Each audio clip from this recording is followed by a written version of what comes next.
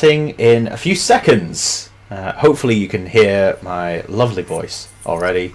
Let us know in the chat if you can hear us, and then I will put our faces up on the screen.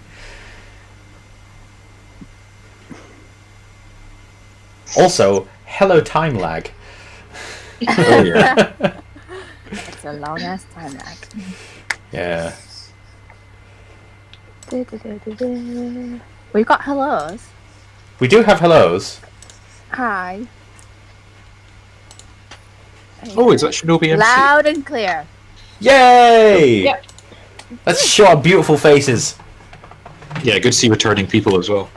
Yay! Yeah. Means we did something right last time. Right. So now we should all be seen and heard. Hello! Hi to everyone. Welcome back to Crit It and Hit It, the game show where prizes are big. And the prizes are about this big. So, welcome to Crit It and Hit It. We are the Crit It and Hit It players. I am Drew Murray, the games master for this session. With me today, as always, are the usual suspects.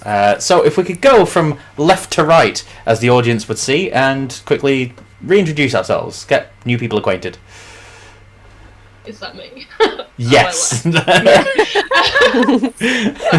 and right. Hello, I'm Kerry from Tabletop Crafting. I'm playing Amy, the human paladin, who is ready to smite some bad guys. I'm Laura from Dark Moon Dice, and I'm playing Eden, the Eladrin Warlock.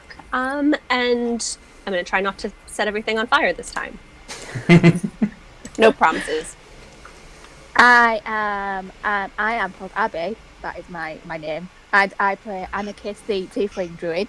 And she is ready to kick some butt with some ice knife and save all the animals. Because she loves all the animals. I'm Daniel from Detailer Woodworking, and I play Erden, the elven blood hunter, and just general all-round asshole who doesn't really care about the animals. Or does he? Cool.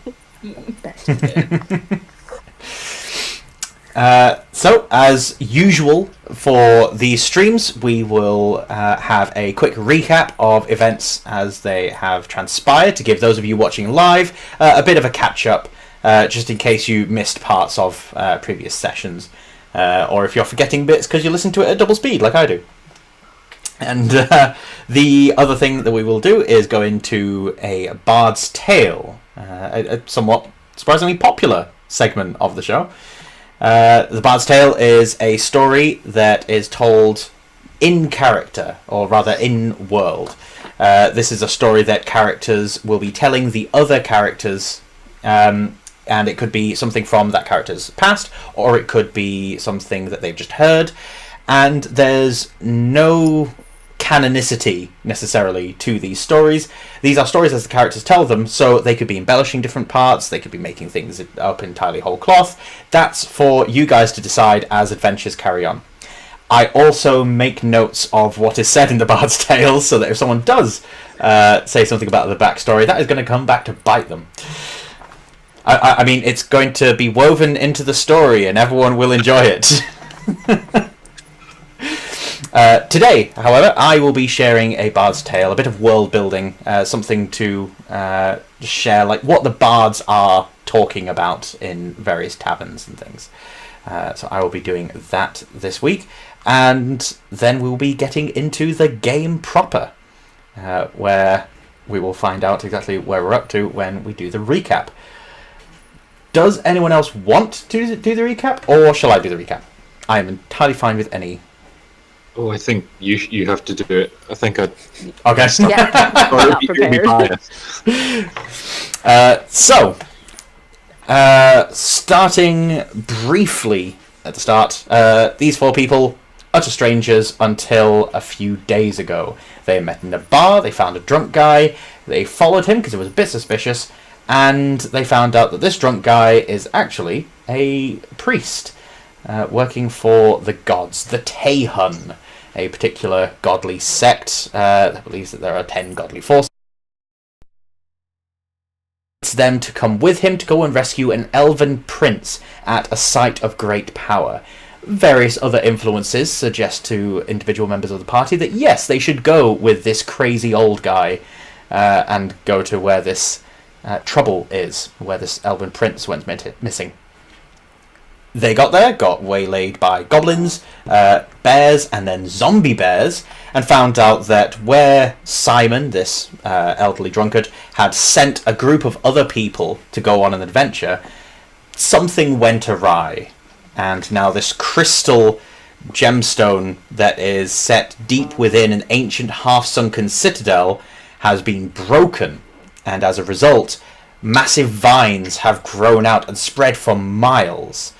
It's roughly 6 miles in diameter, this encirclement of vines, and within that, wildlife has been altered, mutated. Bears have been killed and brought back as vile undead with putrefying organs. There's birds and bugs circling and whirling around overhead. The horses did not like the idea of going into the vines, and yet a few people decided to press them on anyway. Finding your way into the citadel and towards this gemstone, you found that there was a massive metal sheet blocking off a wall of water and lots of undead on the other side. How they got there, who knows? For those of you that have seen the Citadel of Uril charity live stream, you might have a guess. The door was opened. The party washed down into the main chamber where the crystal was, along with a bunch of skeletons. They found the shards of the crystal and discovered that if they were to take the largest pieces and rearrange them in the correct way, that they would be able to help the crystal reform itself, which is what it's trying to do. Sending all these vines out was the aim of that. This is a manifestation of the Feyweave on the prime material plane. Its purpose is to just grow and be magical. So that's what it wants to do, and that's what the party is currently helping it do, arranging the largest pieces. You currently have, if my notes are to be believed, 2 pieces in place. Sounds about right. I'm going to say yeah. Yep. Yeah. You have 2? I wasn't very interested in the pieces. You were interested in trying to kill people, but did you try it? Trying. There was anything on Failing. that Embarrassing. Oh, I've just seen a pun in the chat as well. Zombies. Yes. Zombies. There were insects. There probably should have been some zombies. However, fighting off against this horde of skeletons while you guys are rearranging the crystal, then a large slimy thing slops down the slide that has been created by these vines breaking out of this cavern into the citadel up above. And coming out of the pool is a collection of general evil and organs, bone, flesh that's partly putrefied, some stagnant water. It's all sort of coalesced and taken form as some kind of undead elemental. It's about 15 feet high. It's about half the height of the chamber itself, and it is striding forth from the pool that you guys all landed in, augmenting the ranks of these skeletons and posing a further threat. That is where we are. Is there anything major that you think I've missed? I don't think so. No? I've just got boss fight in capital letters, exclamation at the end of last session. And a crying face. Where's Nutkin? Nutkin's probably just chilling inside my jacket currently. Okay, Yes. cool. Nutkin and Inside my Anakis cloak. were separated on the slide down, but then you all Well, landed I in the same rescued pool. him. Yeah. Yes. I think I put him on my head and swam. I can't remember what I did, but I got him. It's okay. He's alright. Yes, and so the people near to the crystal at the moment are, if memory serves, Amy and Anakis, whereas Eden has broken off, No, or it was it? Eden. I It was broke off. Eden and me. Ah, so Amy has broken off and started fighting skeletons close to Erden. Yeah. Because I tried to put a crystal in and failed miserably. And I was like, well, I might as well go hit things then. Yeah, I think you put it in upside down or something, didn't you? Yeah. She gave up and then Eden was like, I'll help. You're not helping. So we have the general position of things. So it's a large circular subterranean chamber, stalactites, stalagmites, large crystal thing in the center, towards the southern border. I can talk, honest. There is this pool of water that has started gathering, this giant thing coming out of it, and a few skeletons hiding amongst stalagmites, which Erden and Amy are currently dealing with. Eden and Anakis having to face off against their own skeletons that are attempting to enter, although Eden set up a very effective barrier using, was it a cloud of blades? Cloud of daggers. Cloud of daggers. There Cloud we of go. daggers. Yep. So with the recap done, we move swiftly into the Bard's Tale. So now, as a change of pace, you're now going to listen to me talk for a little while.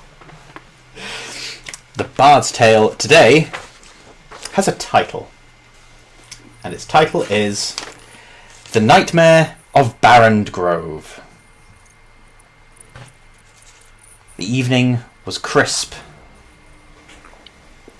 As Martin closed up the stables, he noticed, with a heavy heart, that one of them was empty. He'd forgotten all about it.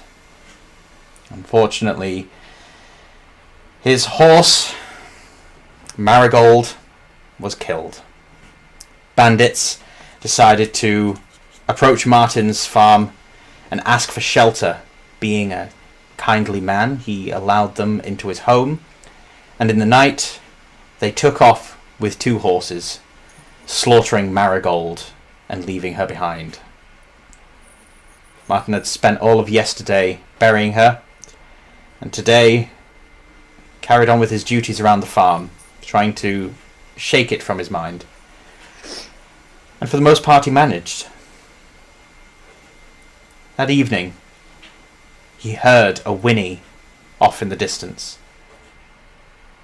He could swear it was Marigold, but he decided to pass it off as just a delusion of his own, and he went to bed. Hours passed. His candle burned down, and that's when he heard a heavy rapping on his door and panicked shouts. As he climbed out of bed and ran downstairs, he grabbed from the side of the door a small, short sword, something that had been passed down for generations in his family. They didn't have much, but this he kept a hold of. As he drew the blade and swung the door open, he saw one of the people that tried to stay just a few nights earlier, one of the bandits. He was there, blood covering his clothes, hands and face. As he stared at Martin, he begged him something, but Martin couldn't hear. Martin just stood dumbfounded. Why had this person returned? Why is he darkening his door yet again? What of the horses that he stole? Is he back for more of them? Martin doesn't have much left. Martin stared him down, the man begging, pleading, starting to cry. Eventually, Martin gained control of his own senses and strained to listen to this man. As much as he was angered, he was still the kindly farmer that he was a few days ago, and this man was in obvious distress. The only word he heard was nightmare, as a flaming shape burst from the side of the doorway and took the man off into the night. Martin stood, blinked, and stepped forward, turning his head to look out into the night, and saw this trail of smoke, flame coming from hooves of some darkened beast as it gallops off into the night with this man clutched in its mouth. Martin then spent the rest of his days taking good care of his horses and warning everyone of the nightmare of Barren Grove, that if anyone is to mistreat a horse in its stable, Oh, okay. the mistreated horse is then likely to have an avenging spirit come after you. The nightmare of Barren Grove. I noticed that you seemed a little worried. That's why you've got to be kind to Yeah. animals, Erden. Erden. Okay, he had the asterisk in the stable, so it's fine. Yes. Sorry for interrupting, though, Drew. It's I'll quite look alright. for loopholes to be mean to animals. So yes, the story of the Nightmare of Barren Grove. If you're mean to horses while they're in their stables, then yeah, flaming death come upon you. Moving swiftly on. We are currently in a cavern. There's a giant undead slime monster and a bunch of skeletons. Since it has been a fortnight, and we have some viewers that may not have been watching us live last time, we are going to begin by rolling for a new set of initiative. A new combatant has entered the ring. It seems quite appropriate. Fuck. Oh no. Straight in with. Fuck. Straight in with that. God, yes. Oh, that could have gone one. I wanted to turn things round. I thought this time it would be Erden's time to shine, and he would really like pull it back and stuff. Mm-hmm. Got 7 initiative. Yes. Well, I got no better. 10. Okay. 10. 19. Yeah. 19. Awesome. They are good.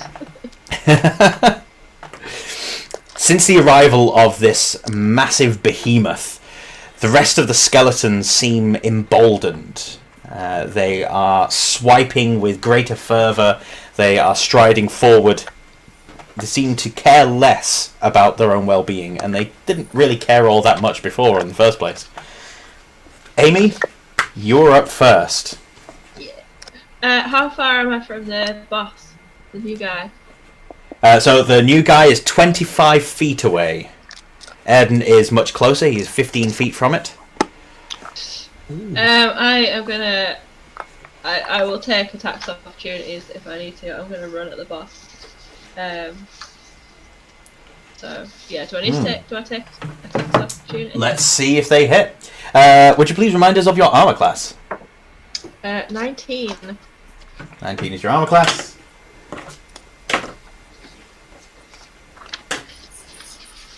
I'm going to change dice. So 3 of these skeletal bodies slash at you as you push your weapon towards them, forcing them on the back foot, turn and run towards this large brute. All of them missing as they swipe at you, but they do follow. That's fine. Okay, so I'm gonna get in range, and then I'm gonna attack it with my longsword.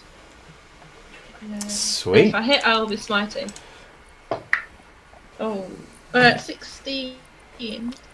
16 is a hit. Okay, then I will smite. Smite. There we go. Okay, so it's I roll 4d8.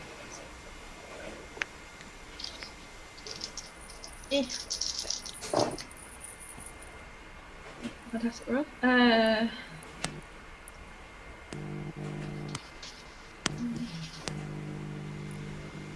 22 damage. 22 damage. Radiant hurt. Do you need to know specifically what of that is radiant? Please, yes. It would be. I can't math. 16. 16 of that is radiant. 16 is radiant. Yeah. Okay. Who's buzzing? Yeah. Is it me? Try. Mic on. I'm moving my iPad. It might be me. I'm not intentionally buzzing. If you want to try muting your microphone, you might a little bit mute the call. Yeah, on the call. And you get a tell. Is that better? Oh, Well, I know it's definitely Abby. Is it me? Yeah. Oh, it's because Okay.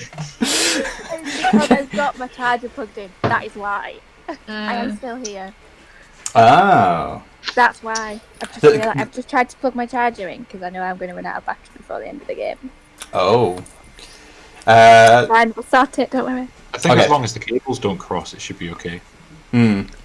Ah, right. Okay. Okay. So that was 6 regular damage with your weapon. Yeah. Okay. 16 radiant. 16 One radiant. spell slot gone. Right. So that's 6. Right. Whew. That's quite a hefty whack. So Amy charging up, raising her longsword and slashing as she pulls her arm across and cuts at this thing's leg. She manages to pump up her own arm, flexing one muscle and twisting as the blade flicks with extra force up through this thing, and she pulls over and manages to drag a whole skeleton out of the muck of this thing and smash it into one of the stalagmites behind her with a bright flash of divine energy as it's cutting through the leg of this beast. You significantly damage it, and you can see this wound start to close as soon as it is cleaved, but you can see that it's definitely concerned. As this concern rises, a knock happens at my door. This is expected. Everyone, please discuss. As I do this, I'll turn to Edwin and just be like, see?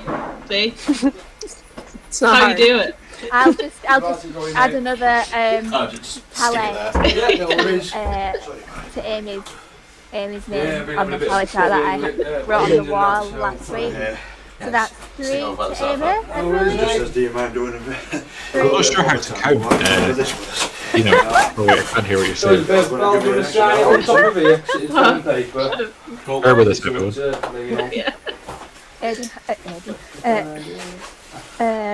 Drew, I really have a delivery. It's always like Jeff, I'm used to it now. Just this one here, please, mate. We could talk about the giveaway if you want to guys. Yeah, actually, fair, you didn't mention the giveaway at the I start. didn't mention it I'm yet. just done by you guys. I am doing tonight's delivery, guys, if you can hear me. Loud and clear.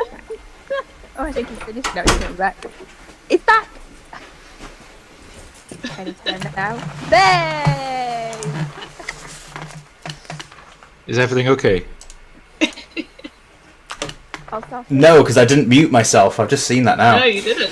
I am terribly sorry, everyone. So, yeah, I just had a new freezer delivered. Yay!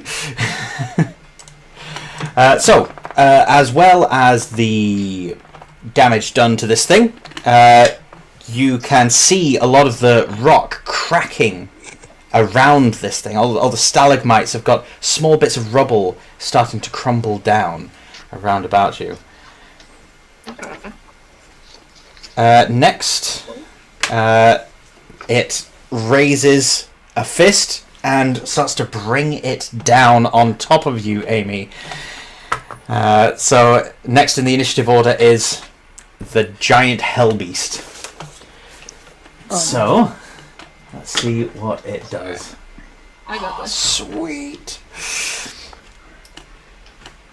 Alright, so as it brings its massive fist down on top of you, as you try to dodge out of the way, its fist splats onto the ground and slimy tendrils reach out, grab you, and try to drag you down into itself. Alright, okay. I would like you to make a strength saving throw, please. Oh no. Good choice, Drew. Good choice. That would be a 19. Ah, sweet. So as these tendrils grasp different parts of your body and try to drag you down to the ground and towards it, you're able to stand your ground. But you do feel that there are these like leech-like attachments that are seeping under your armor, grabbing onto your skin and sucking the life energy from you. You take 12 points of necrotic damage. Whoa. That's... Oh. Ouch. Okay. Yep. Drop me down, drop me down, drop me down. I'm not down. I'm so far from down, don't worry. Good stuff. It then builds itself back up again, looks down at its leg, and the wound entirely closes. I would like Amy and Erden to make a... If you wish, you can use your reaction to make a perception check. Okay. Did you want me to do a perception check? Yes, if you want to use your reaction for it. Ooh. No, I don't want to. Sorry. I will. That was a 20. Not a nat 20, but 20 altogether. You see in the center there are 3 different sets of skeletons. You can see clearly a skull and a rib cage and arms set about this black stone in the center of this thing's chest. And these skeletons seem to be holding their hands up as a sort of protection around it. But they don't have any autonomy of their own. They're just part of this thing, and you're able to see through the grime and muck that these things are in there. But the stone seems to be of some significance. Is this inside the boss? Yes. Well, I know what I'm doing my next turn. Yeah, I think I know what I'm doing as well. Oh, God. Stupid game. Eden and Anakis both act at the same time. Have we finished putting that crystal together? No, Yeah. you've got How 2 many- more pieces to get. How many skelly boys have we got? You guys have got 3 that are trying to get into your circle. How Right, far so away? my cloud of daggers lasts It's- up to a minute. It's still going. Okay. Okay. Yeah. Yeah, it's fine. I am going to find another crystal, another piece. All right. Please. So this is an intelligence ability check. Yep. Which is...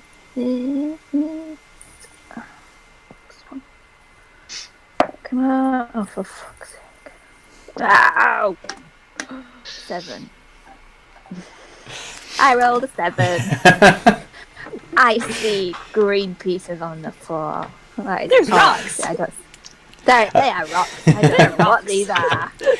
You find that there are not only these large chunks, but lots of smaller shards. And what you find when you're knocking about some of these smaller shards is that some of them are giving off a strange hum sound. Eden. Can I... Well... Okay.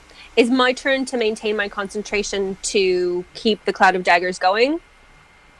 That won't be an action, but if you cast another spell or do something that's really concentration intensive, then that will break your concentration. Because you've got Enver helping you out, you get to make your roll with advantage if you're trying to put the crystal together, or you can concentrate on fighting off the skeletons and stop them from stopping Anakis.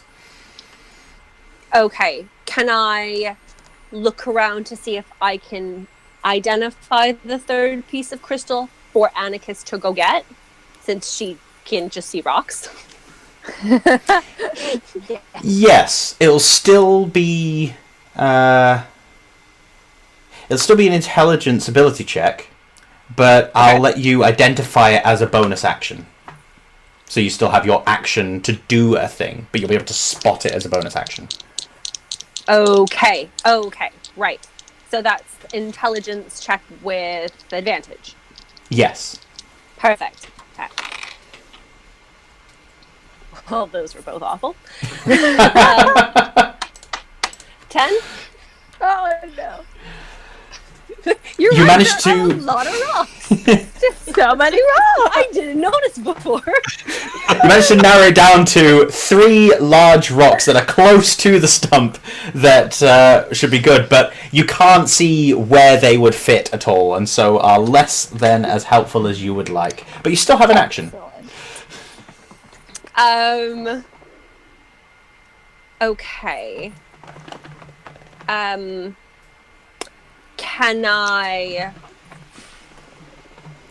Can I move to, like, inspect the 3? Mm-hmm. Like, yeah, can I move and look at them a little bit? If I'm sure it's gonna, it's so stupid. Okay, if I'm fairly certain it's one of these 3 is the last part, can I try and see if I can figure out which one of the 3 it is? I don't want it because I don't want to drop the Cloud of Daggers. Okay. I don't want to cast anything else. Okay. As your action, you can wander over and narrow it down. Basically, spend a couple of seconds, like, turning them over and seeing, yes, it's this one. Yeah. Okay. So as you go over, you manage to see not only that one of these 3 definitely fits, but another one fits right next to it. You see that these 2 are halves of a greater whole. And so, with your 10 of identifying things and spending your action to go over and have a closer look, you've managed to identify the last 2 pieces that you would need. It's now just a case of getting them to the crystal. However, Amy, Erden, could both of you give me dexterity saving throws, please? What's wrong with us tonight? See, I'm doing alright. I've got a +3 to dexterity and I still got 8 altogether. I'm changing my dice. I've changed my I got dice. plus nothing, Alright. Yeah. and I got 18. Nice. This hulking undead mass then squats down, leans its head, for lack of a better description, as much as there doesn't seem to be like a main part to this, aside from the thing in its chest. It squats its head down close to Amy, opens a jaw wide, which then just results in stringy bits of goo and flesh, and you notice the odd bone standing in for what would be a tooth if this was a real creature, and it lets out this low moan, this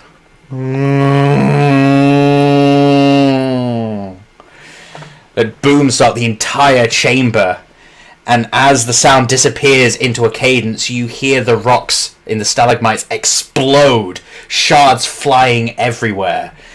Erden, unfortunately, gets hit for 2 hit points as these shards fly out. Amy, you very quickly bring up an armoured arm to block these shards. And then you hear scraping against your shield, and as Amy lowers her shield down, she sees that from inside these stalagmites there are old fossilized nautiluses and strange small sea creatures that have been animated and are now reaching out and trying to grab you with their tentacles, which unfortunately they have managed to do with Erden. They have wrapped around his arms and legs and stuck him to the spot where he stands. Oh man. Erden, it is now your it's now your I think action. he lost though. Now your blood right of flame is still active. That's still on. You are currently restrained. You can spend your action to make a strength check, which can be athletics. Sorry, to break free. Okay. But that would be your action to break free. You could then like run away with that, Or run towards. Okay. or run towards. Man. So I've used my reaction as well when I did that perception check. Yes. However, your reaction regenerates on your turn. So now that it's your action, you now have your reaction back. Yeah. How Alright, so like out of pausing everything for a second, me as a player, or maybe Erden will need to do this as a check, I guess. How big is the big monster? The big gooey slime monster? About 15 feet tall, 8 feet across. Oh, 8 feet. Okay, that's not as big as I thought. Okay, so I'll use my action to try and get these things off me. All right, give me a strength check. You can add your athletics if you're proficient. Strength check. Okay. Yes. Ooh. Oh, I don't have anything to add to it, but 19 altogether. Nice. You quickly swing your sword and your arms and break these Nautilus's tentacles off. You see that one of the things wrapped around your legs is some old stony trilobite, and you manage to smash it open. There are still a couple of skeletons moving in close towards you with rusted blade hilts, but you are now free of these creatures that have burst from the stone. Okay. Did any of those things I knocked off, did any of them die? They did. How many exactly? So there are 3 things grabbing a hold of you, one on each arm, and there's one trilobite like holding your leg still. All 3 are destroyed by you managing to succeed at this strength saving throw. Okay, I'm counting that. 2, 3. Can I run? Can I run as fast as I can? I don't know if I'll be able to do this in my action. Can I run as fast as I can and try and jump into the beast? Yes. Your choice of either strength athletics or dexterity acrobatics. Oh, acrobatics, definitely. I got +3 to acrobatics. Nice one. Make the check. Oh, 20. 17 plus 3. Nice. So, busting out of these things, you charge headlong and dive. You manage to get into this blob of a chest, and immediately your motion is arrested. You slowly sink into this chest, and you find that everything is difficult and slow. You can still move. You've managed to get just inches away from this stone and these 3 skeletons around them, but being able to move, grab, fight is going to be very difficult. Yeah. Okay. However, Amy, you've just seen Erden dive into this thing. Yeah. I was gonna go in as well, but there's no point, so I'm just gonna hack it again. If you could hear me, I'd say that I beat you to it. I would recommend against Erden trying to open his mouth. So yeah, I'm just gonna attack again. Alright. Attempt 2. Ah, I'm rolling so well today. It's 19 plus 6, so. Nice. That is definitely a hit. Roll for your damage. And are you smiting again, or? Oh yes, I definitely am. Excuse me while I have a biscuit.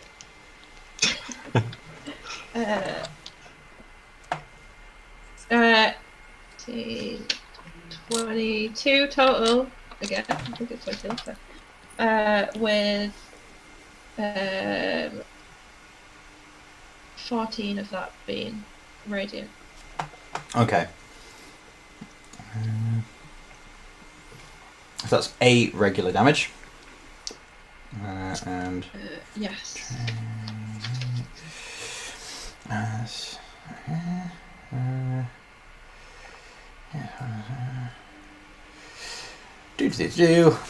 Wow.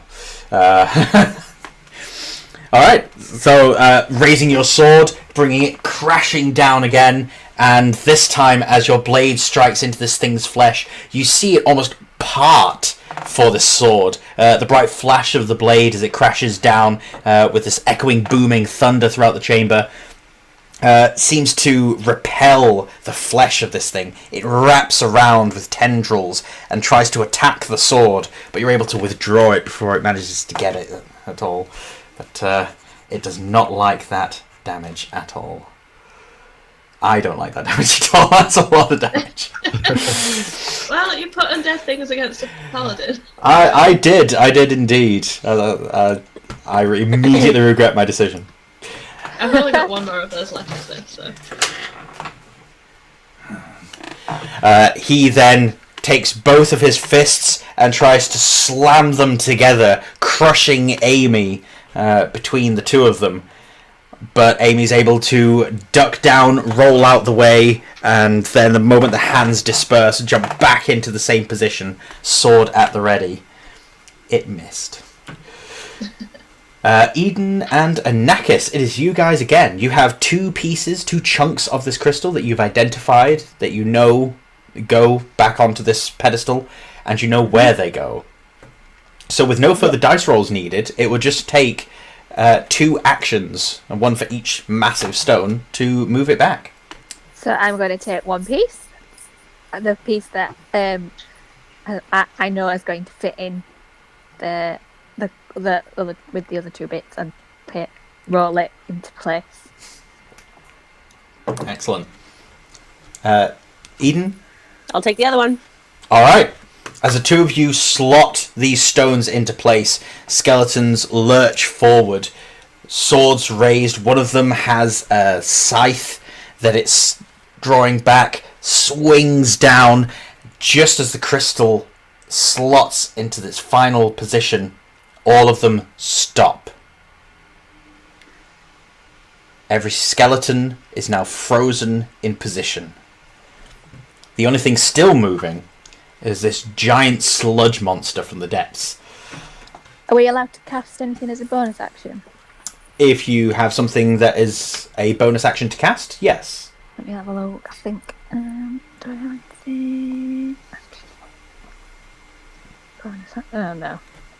No, I was going to do my... No, it's fine. Ignore me. I'll save it till next time. I was going to use my Infernal Legacy and do some damage. But it's fine. Can we count how many skeletons are now frozen? And can I yell, that counts?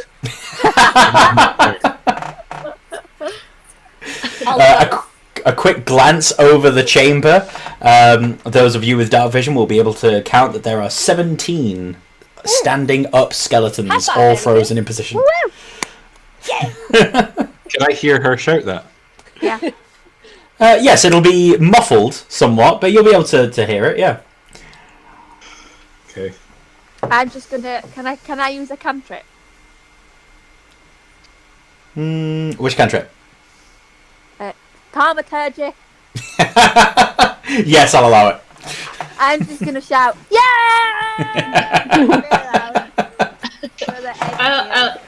I like to think that the exact moment that my sword parted the blob is the same time that they shouted, so like we got it perfectly through the hole.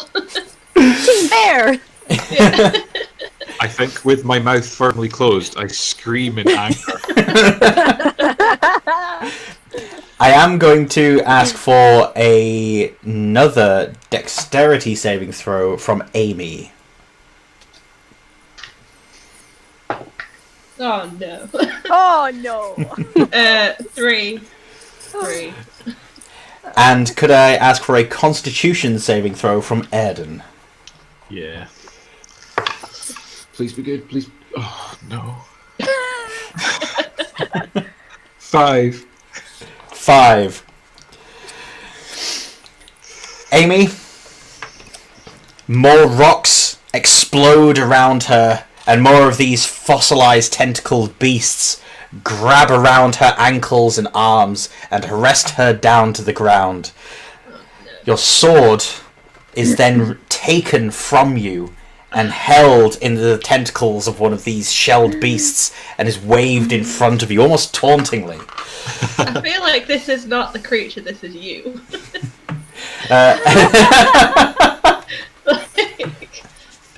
And Erden, as much as you are powering forward to try and get into the core of this thing, its very essence, its very being is corrosive. Corrosive. What is going on with my pronunciation today? Anyway, your armor starts to sizzle, and you can see some decay happening at some of the joints. Some of the leather straps holding your armor together is coming away, and you take 7 acid damage. Oh, that's not good. Okay. Can I? Sorry, go on. Does this count as an attacker doing damage with an attack against another? It's not an attack. No. It's more an effect.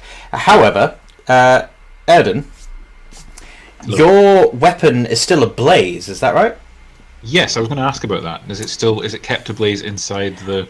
It is kept ablaze inside. You notice the flames dim somewhat as if they're being smothered, but simultaneously they are being ignited moment by moment from the sword itself. So, this thing will take some fire damage. Ooh. What's the usual fire damage that your sword does? Right, I think it just adds on. Sorry, it's my Blood Hunter die, which is just 1d4, I think. Let me double check that. Yeah, just 1d4 fire damage. Roll 1d4. It'll take that fire damage. 1.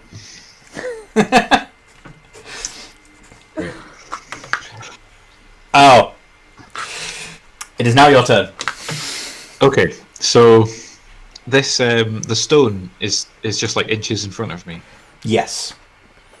And these skeletons seem entirely motionless. They don't pay attention to you at all. What to do? What does the stone? Does it just look like a stone? Just like a. This is something that looks like a chunk of volcanic rock. There's a sheen to it, and there are lots of straight edges. But it's certainly not a diamond or anything of a cut shape. It's roughly teardrop shaped, and it's about the size of a halfling's head. Okay. I guess I'm just going to try and reach it. Yeah. Okay. I was thinking maybe either reach it or attack it, but I don't think attacking it will do anything if it's a stone and I've just got a sword. Okay. Yeah, I guess. So you're gonna. I'm not sure how I'll then get out, but that's for future Erden to deal with. Give me a dexterity saving throw. Good. As you reach your hand and touch the rock, the hands of these skeletons close around quickly. I got an 18. But they don't grab your fingers. You notice that the hands are placed in very specific spaces around the rock, as if the hands have just reflexively moved forward rather than trying to grab you. So they've got a hold of the rock. You are not trapped by them. You are touching the rock, and you feel a cold wave move right through you. And then it dissipates. Okay. But I have hold of the rock now. You have hold of the rock now. Cool. Okay. There is no further movement from the skeletons. And so, with that, we move back to Amy. You are outside this thing. It's still there. It's still moving around. You can see Erden's shape sort of moving through this thing. The flames of his blade getting smothered inside. Right. Am I prone and grappled? Yes. Right. I get out. Try and get out of the grapple then. All right. It'll be a strength athletics ability check. And it will be your action, unfortunately. Yeah, figured. Oh, 22. 22. You managed to smash out of these tentacles and spindly leg grips of these strange, small, undead rock monsters. As you smash out of them, you also see that the thing that had your sword was also holding on to your ankle. So as you break it, your sword is also free. Okay, can I pick up my sword? Yes. Free action. So you've still got, standing up, you've still got some of your movement left. You can move about 15 feet. All the skeletons around about you are frozen. I'd stay where I am. I'm fine being in range. Okay. It sends one fist flying towards you and connects. This full force wave of water splashes into you, and the fist goes through you, around you, and some of these gooey tendrils wrap around you and try to drag you in towards itself. Give me another strength saving throw, please.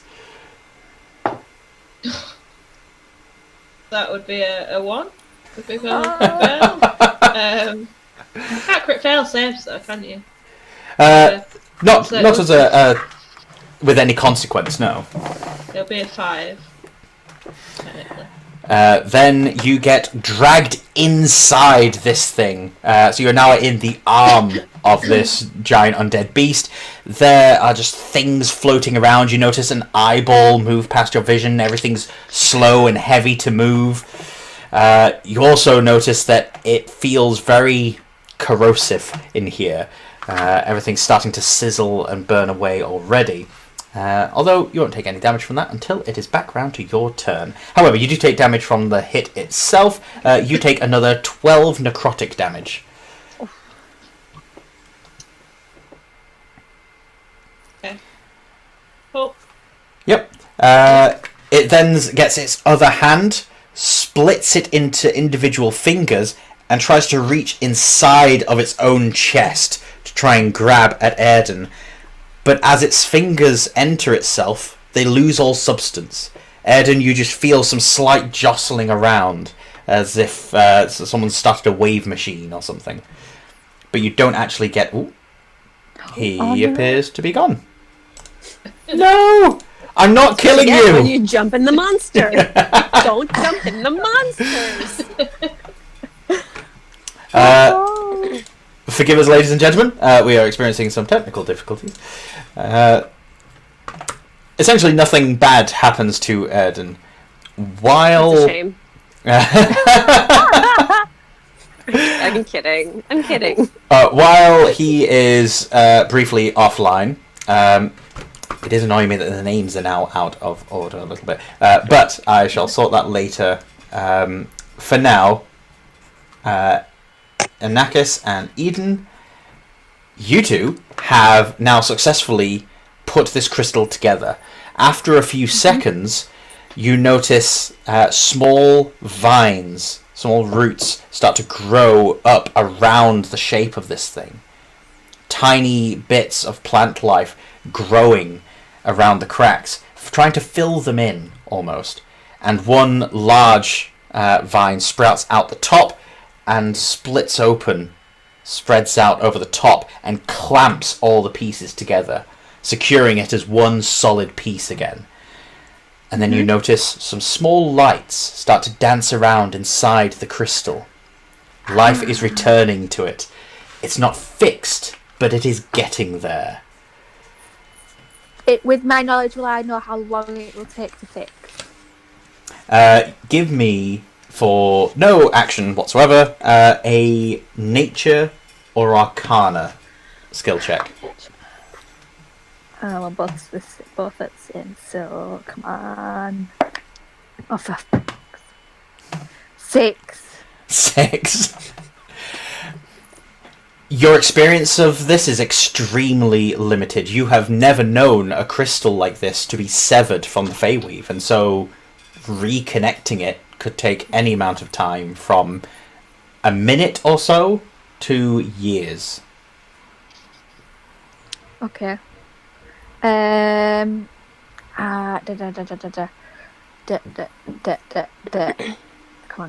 on. I think I've not got anything. I've not got any spells prepared. I've got nothing. I mean, all the skeletons appear to be out of commission. They've stopped. Hmm. I have nothing prepared that would even help me in the slightest. Yeah, I am just I'm just going to sort of study it and watch it to see what happens. Okay. Whilst doing that, I also want to cast at big lass back there.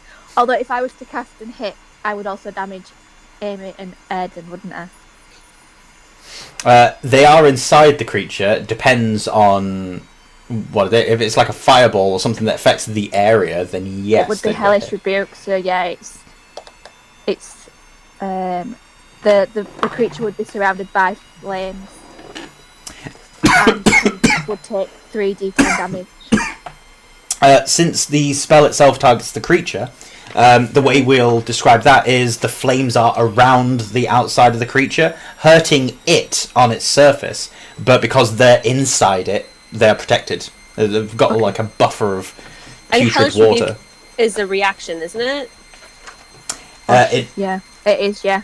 I'm just double checking, only because I have it. Yeah, so it I is. just want to make sure that I. Yeah, that's okay. the Okay. I've not. Yes. That I've been using it right. Okay. I just want to Ignore me. I'm not doing that. Yeah, it is. Hello. Hello.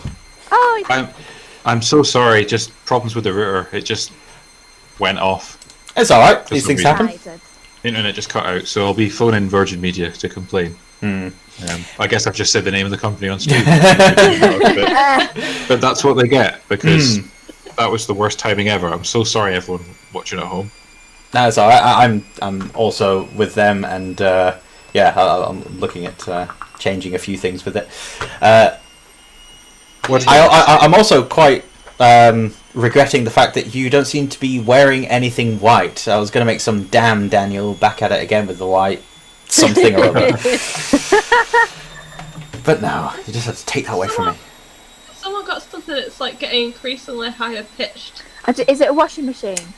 It sounds like it. It is a washing machine. The door was closed and is no longer. I will go and deal with that now. Excuse me a sec. Thanks, Drew. It's like, is my ears going funny? Right, I might just cast. It's not even here. I'm going to cast Ice Knife instead, Drew. What did I miss? So we put all. Were you here for all the crystal bits going back together? Yes, last I heard, I was in the thing. I think We it haven't was really done much. Carrie's since then, go. to be honest. Can't remember. Oh, Carrie, what did you do? I can't remember whose go it was. Not much. I was here for It's been mine and Eden's. We've not really done much. I think it tried to reach in. It tried to reach into you to get you, Yeah. but it didn't damage you and nothing happened to you. And then we moved Oh, on. okay. Cool. Right, I'm going to cast Ice Knife. Ooh. I'm going to fling some ice knives at it. Nice. Within the 60-foot radius. Wait a minute, I'm inside this thing. It's fine. We've established you Yeah, won't. me Although too. because it's a range, because it's Yeah. targeted. Yeah, if the spell targets the creature, then it will just be the creature that gets hurt. Whatever narrative loops we need to go through, as long as it holds somewhat true, it should be fine. Okay, so Ice Knife. Getting a drop of water, throwing it, it crystallizes and turns into a blade. Go for it.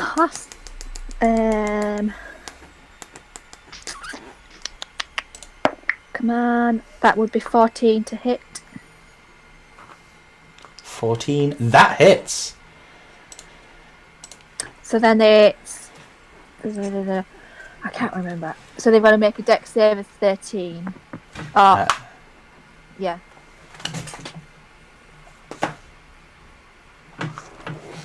No. I got 11. So 2d6 damage. 5, 2, 7 points of damage. Was that 7 points of damage? Was that? Yeah. 7 points of damage. And is that ice damage? Or cold, Hang on. sorry. Sorry. The target must... the target and each creature within 5 feet... Oh, hang on. Oh, no, it was a D... Oh, no, sorry. So at ranged, it's a D10. Ignore me. I've read it wrong. Okay. 7. It's still 7. So... still same. Yeah, so 7 points of damage. Of cold damage? Yeah, cold damage. Okay.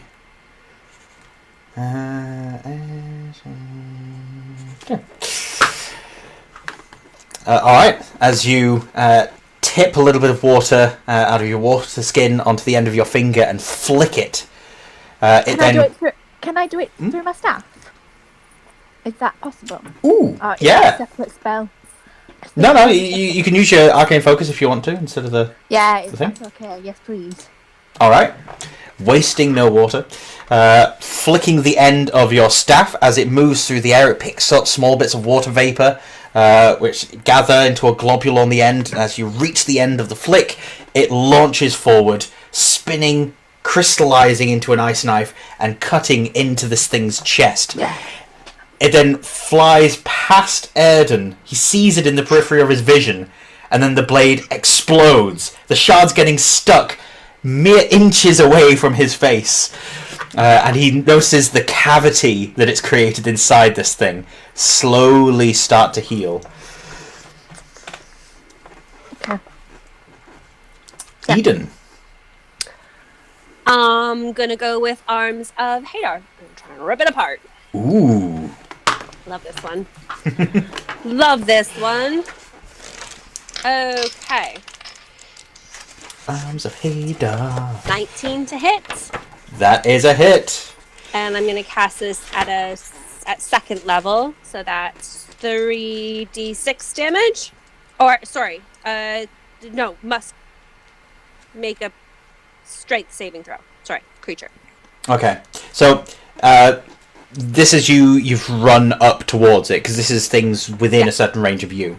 Yeah. Okay, so you've run up to it, cast Arms of Hadar, strength saving throw. Got a 6. Yeah. Fine. Gotta change these dice, they're rubbish. It's supposed to be on our side. 14 damage. 14 necrotic damage. But then it can't take reactions either.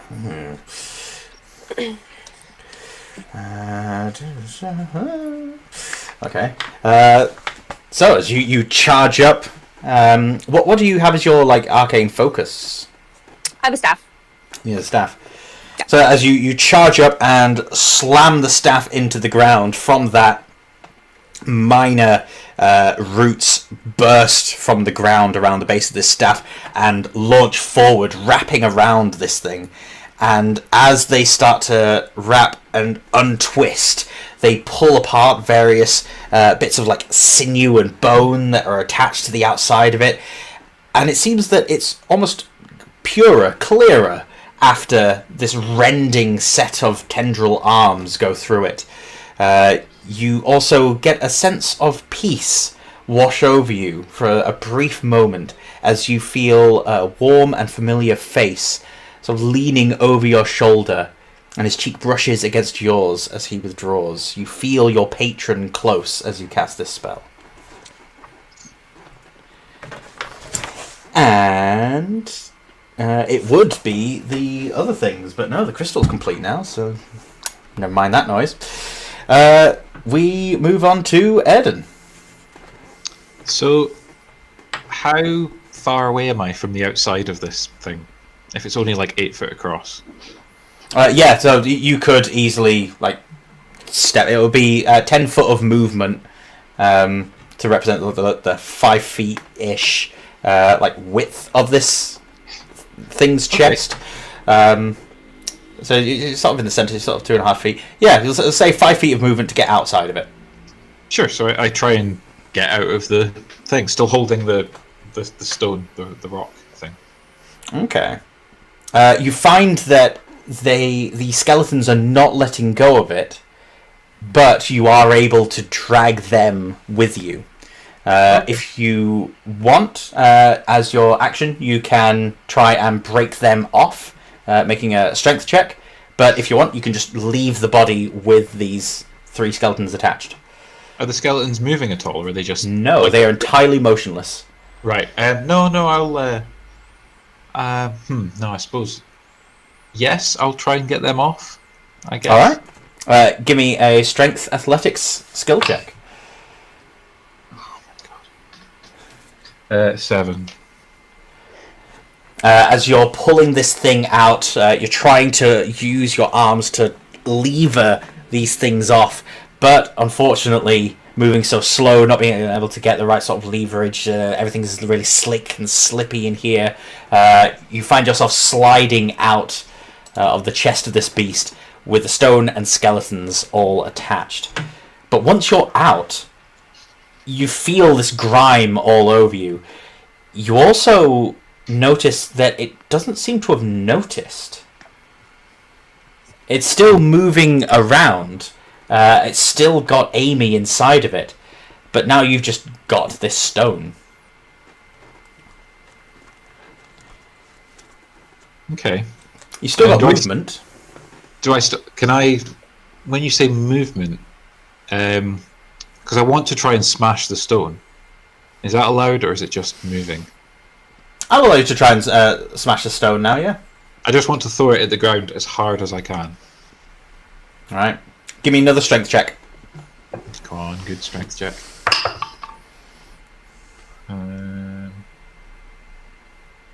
Oh, just 10. I don't add anything onto it.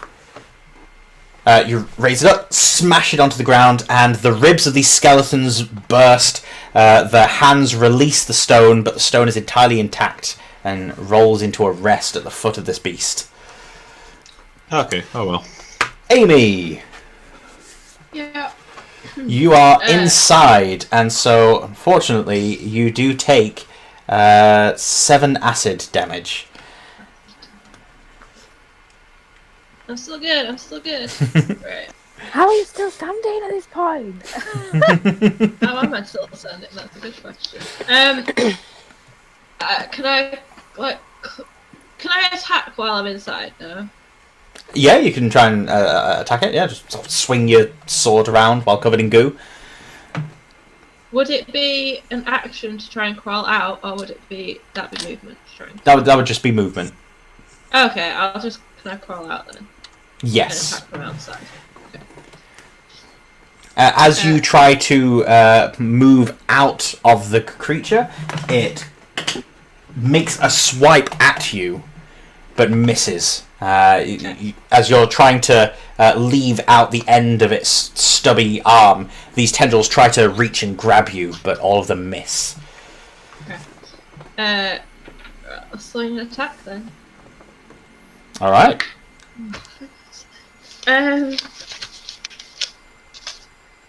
12. 12. Just hits. Oh, it hit. Yeah. Yes. Okay, I use my last smite. Alright. 100. Yeah.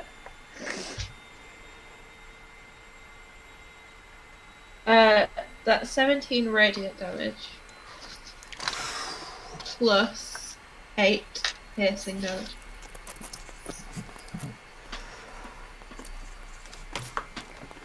From inside, you can't help but open your mouth to scream a little as you drag the blade through the inside, striking up a glowing blade and slicing through its chest, cutting it entirely in half, the two pieces separating and the top collapsing down and splattering all over Airden and his rock.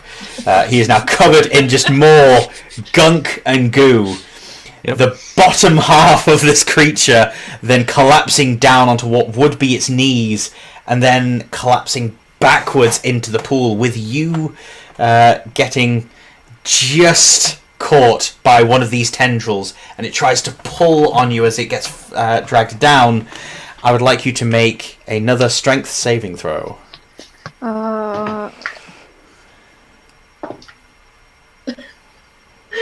Oh my god, that would be a crit fail again. 5 total. Put those dice away. Put them away. Put them in the dice jail. I'm sure you've got them somewhere.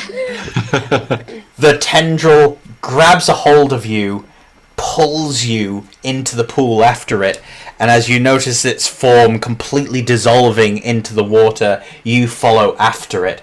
Opening your eyes in the pool, you notice that same eyeball floating past you. And just as it's about to leave your vision and you pull your head up out of the pool to catch a breath, that is when everything disappears. You are dry. You are warm. And it's just pure white around you. You hear a slightly echoey voice, as if a chorus of people speaking to you all at once, and you don't see where it's coming from. You hear, "The crystal is complete again. The army still marches." You then feel yourself getting warmer and warmer to an uncomfortable degree. The whiteness all around you turns red, and then you hear another voice telling you, "The army wants the crystal. Smash the crystal, and the army stops." And then you feel achingly cold. Your arms are heavy, your legs are struggling to move, and you notice the water level rising above your chin, and you just catch yourself as you come back to full consciousness and stop yourself from drowning in this pool. Okay. We shall come out of initiative now. You have defeated the giant thing. You still have this rock, Erden. It was not smashed at all. I mean, I can't tell anything about it. It's just a rock. Like, I can't do any sort of like history or You like can really do these things studying if you it. want to. I really want to find out something about it. There's something to this. Okay. You know, because Erden devotes his life to like seeking out and defeating evil things like this, and we've just fought a big evil beast that has this as its core. Like, there's something to it. Eden and, Anakis now, because Eden decided to run close to this thing. Anakis, you are still near the core of this crystal. The lights are getting stronger, the pulses becoming longer, almost like it's an engine trying to restart. The pulses are lasting for longer before receding, and getting more frequent and spurious. You note the vines around the chamber as well are starting to pulsate, but recede, as if slowly, inch by inch, slugs were moving in towards this crystal. It's almost as though the vines are no longer needed and the crystal is calling them back.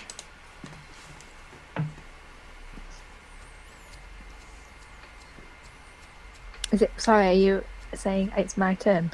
Not that it's your turn, it's just the situation that we find ourselves in. We're not in initiative order, so anyone can go at any time. Do I notice the other crystal at all? There are still shards on the floor that are left alone by the vines. Is that what you were meaning? No, the crystal that Eden has just thrown on the floor. He's quite some distance away, and I'd say that you were suitably distracted by the crystal that if you wanted to try and notice it, I'd ask for a perception check. If you want to give that a go. Okay. Oh, nice.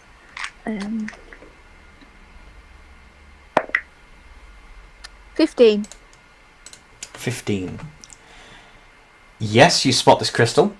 You also notice that this crystal has nothing to do with the Crystal Monolith. This is an entirely different thing. Okay. I can't do anything else, can I? We're not in initiative anymore. Oh, we're not in initiative. It's normal. Yeah. Normal happy. I am going to take a few of the less damaged pieces, if that's what I would call them. Maybe 2 or 3. I want to keep them and store them in a bag safely in my bag. Okay. You managed to get 4 decent-sized pieces gathered together that all seem to not only be intact enough to have some power to them, but they seem to be humming, vibrating. Do I recognise this? This isn't something that you've encountered personally before, but I would allow an Arcana skill check to see if you can work out what's going on. Come on. Yes! 18! Yes! Nice.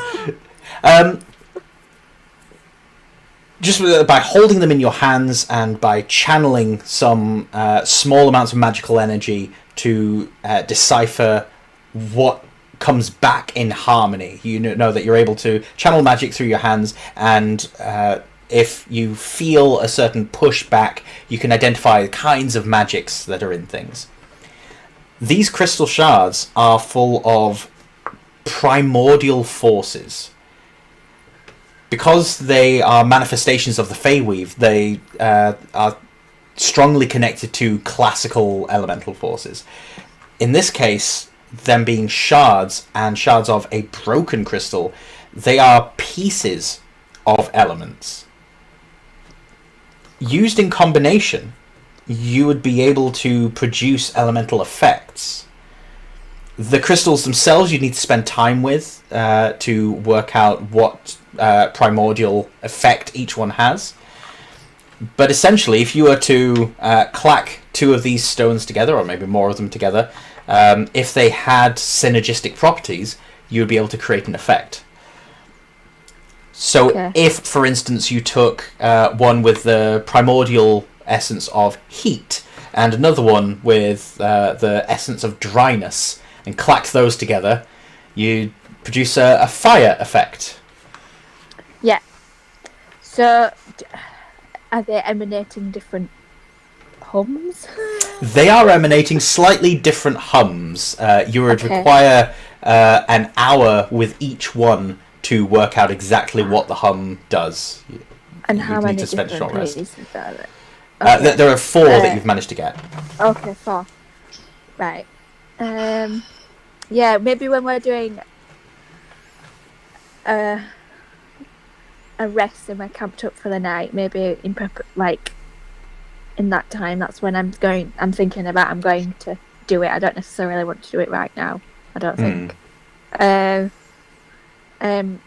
But yeah, I'm gonna. I don't know whether to take them or leave them. I sort of want to leave them, but also want to take them at the same time. Just take them. Okay. It's fine. It's cool.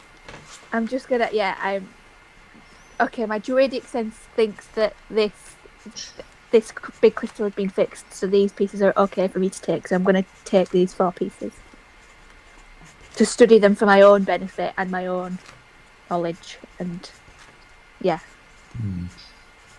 Do I see this? You are going to get the same opportunity that Anakis had to see your rock. If you want to make a perception check, you can turn and see that she is gathering smaller rocks.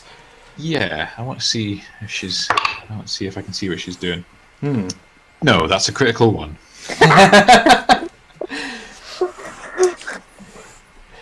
I would assume that Eden would let down the cloud of daggers as well. Would I? Or are we just going to have Eden walk towards Anakis and then get sliced into pieces? Maybe. I'll take it down. Okay. So you guys are now all alone in this chamber. Can I get out of the water? And I'm gonna kind of, when these guys seem a little bit sort of distracted by picking up crystals or smashing the thing, I'm gonna go over to the big one. Right. The voice that I heard, is it one I've heard before? Yes. Is it always the same voice? You hear both sets of voices. The sort of the chorus of voices and the slightly deeper voice as well. You have heard many times throughout your life, and they've given you all sorts of advice. In the past, have I followed the deeper, like, last one that spoke? Like, do I feel like I trust that voice? It's given you good Innately. advice and warned you about the army approaching in the first place. Back when you were in Sommergleam and you saw the flames. Yeah. Right, I'm gonna... I'm gonna take out my sword and I'm gonna tap it against the crystal. Not like to break it, just almost like I'm thinking.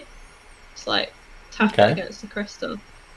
The crystal has no reaction to it. It seems indifferent, almost as though it's a crystal. Oh, I don't know, because I feel like on the one hand it was already smashed to pieces and the army was still marching. So I feel like would breaking it again really stop them? At this point, I would say that Enver will stand up on Eden's shoulder and just slowly turn to look at Amy near the crystal. I'm pretty fixedly watching the crystal and thinking. Can I ask Enver if there's a problem? Is everything okay? Something feels wrong. With Amy or the crystal? Just a bad feeling. Don't know. Okay. Okay. We'll be careful. Do I get an idea of what Amy's doing? You see her tapping the sword against the crystal.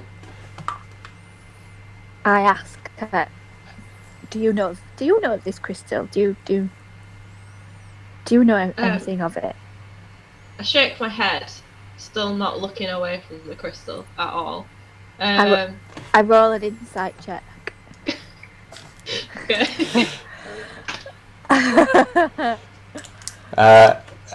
Amy, make a charisma saving throw, and let's compare the scores. Ooh. Okay. I mean, I'm not. Crit. So, 18. 24 total. So, Amy, you portray whatever you want to portray. If it wants to just be like thoughtful stoicism, rather than betraying any underlying thoughts, then... Yeah, it's just like, I'm just staring at the crystal and I just shake my head like, it's like I've heard her say something, but I've not like super connected to really what she's asking. Like I'm too busy weighing up my options, so not really either way, I guess. But like I'm not trying to hide anything. I don't look, Okay. not like shifty or anything. And then like after like another few taps, I just kind of mumble, I think I might have to smash it. Did you say that out loud? Yeah. Still looking at the crystal. Me and Nutkin's come out of my satchel and we're just sort of like, no? What? Excuse me? And then I rest my sword back on my shoulder, like, and then tap it against my shoulder, just like I'm thinking and looking at it. But why? I don't know. I think it's what I'm meant to do. But I'm meant to put it back together, so if you destroy it, I'm just going to put it back together. So then we're just going to end up in a vicious cycle here. I mean, I'm assuming if we smash it, that all of these skeletons are gonna. Yeah, that's the thing putting me off.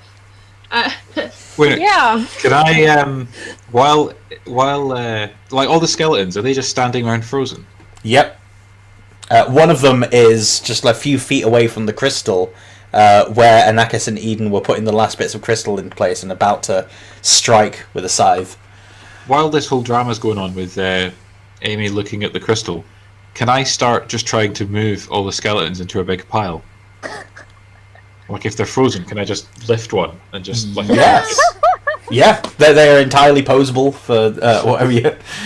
Well, I'm going to put them all into a big pile, and I happen to have a flask of oil and a torch, so I'd like to put them all into a big pile and then set fire to that pile. Nice. Yeah, it'll take you a good 10 minutes to wander around the whole chamber, gather them up, and put them in a pile and soak them. But yeah, No, that's okay. I'll just do that while while the discussion's going on. While that's going on, yeah. All I'll right. start doing it. I don't know how far I get. While we're doing that. But what I'm going to ask Amy, but what's telling you to destroy it? I mean, my faith, it's come like it's a message from my deity, God, kind of.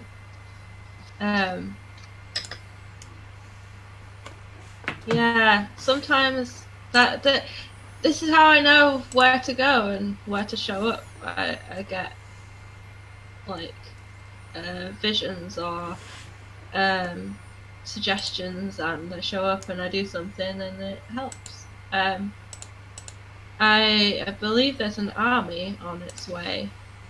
Here. I don't know where, but I think it's going to be bad when it gets to where it's going. And I believe that smashing this crystal might stop the army. Do you believe that this crystal is a signal of some sort? No, I don't know. Maybe they just want it. They maybe want to use it. I don't know. I don't really want to break it because I don't want the dead things to come back. And also, we've just come all the way down here, so... A brief reminder, just in case. Eden, while in Sommergleam and collecting supplies, did hear rumours of the Edhels, the elven clan, being on the move, an army being gathered and sent out from the city. That rumour also conflicted with other rumours that she picked up. Some of them are saying that the army is to come out and find Maerka Edhel, the elf that Simon says is missing somewhere around here. Others saying that the army is being led by Maerka Edhel. An interesting thing that happens while Erden is looking for bodies, however, is he happens upon one that has much more flesh than otherwise. And he recognizes it as an elf. You find an elf collapsed on the floor with golden armor, hiding behind some stalagmites. He's very close to the crystal pedestal. To the crystal that Erden has? No, to the crystal that you've reconstituted, the crystal monolith. Oh. Do the others see this? It's no, it's the other side of a few stalagmites. So you're out of the way, out of view. I don't tell them. Can I try and investigate the body? Just as if, I'll just mime as if I'm like struggling with this body in particular, maybe pretending it's a bit heavier than the others or something. Okay. You moving it to the pile? No, I'm just I'm like investigating it. If they can't see it, then I'm just I don't know, they'll just think I'm just taking my time or something. Alright. You find that it has a mark on its finger where a ring was certainly placed. He's been dead for a few weeks, maybe a few months. If you wanted to do a medicine check, you'd be able to determine more about how he died and when. But I don't find anything else on his body that would like identify him or anything. Give me a history skill check. 9. This is definitely noble house armor that he's wearing, but his sword is missing from its scabbard. The scabbard is relatively plain, but the armor identifies him as certainly being from nobility among the elves. This is more ceremonial armor than functional. Okay. On the pile he goes. All right. So, Amy, Eden, Anakis, what's it going to be? Smashing the crystal or not? Did we smash the other crystal? Is the other rock being smashed? Sorry. No. The black one. No. Okay. Maybe we need to smash both just to be sure. Maybe we just need to smash the black crystal. You can try. Can I have a go at smashing the black crystal, please?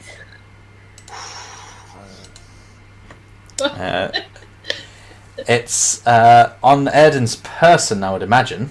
We haven't really established what Erden did with it. I wouldn't have left it there. I know I didn't say, I didn't say I picked it up, but I know think he's I would got have just it. been like, well. Yeah, Anakis knows that Erden's got this crystal, and it's big. I sort of walk over to Eden, and I say, I know you've got the teardrop. Yes. I think it needs to be destroyed. I don't think it's. I think it doesn't anymore. I was Wow. going to destroy it, but Amy took care of the beast, so I'll keep this for now. I want to find out more about it. You've got other crystals over there to play with. You just stick to those ones, and I'll keep this one. So patronising. So patronising. I am going to. Did I find out anything that I knew about it? The crystal. No, you've not had a good solid look at it. Could I? I'm going to ask Eden. Could I just investigate it then? No. Can I touch it? I go back to my pile. I am going to slyly attempt to take the crystal from Eden. Okay. So this is going to be Erden's passive perception against Anakis' sleight of hand. So make a dexterity ability check with sleight of hand if you're proficient. Excuse me. And Erden, if you could take the number 8, add your proficiency modifier if you're proficient in perception, and then add your wisdom modifier, and that is your passive perception. I've got 14 passive perception. 14 passive perception. What did Anakis get? I rolled 8. Erden, you notice Anakis, her hand in your satchel bag, pulling the rock out. I don't know. Do I just grab her hand? I think quite forcefully I grab her. I just say, "Don't try that again," and I go back to my pile. I say I'm going to be investigating these crystals. Do you want me to investigate yours at the same time and tell you what I know about it? I'm fine, thanks. I can deal with this. Okay. I give up. But I know I'm going to come back to it later. So just to clarify, did Anakis say first, I think we should smash your black crystal, and then when that was shot down said, oh, can I just have a look at your black crystal? Yeah. And then when that failed, tried to steal the black crystal, and I said, oh, I was just gonna look at it. She did everything possible to get the black crystal. I think you did it all in the right order as well. Yeah, I did. I know I did. I went from the end of the back to the beginning, so it didn't work at all. Never mind. Eventually, the bodies are all piled up. You've managed to pour your pitch on and set fire to them while the deliberation continues on. And so, if the green crystal, which by this point is now solidly lit up, casting a green glow over the whole cavern, and the vines are still receding into the center.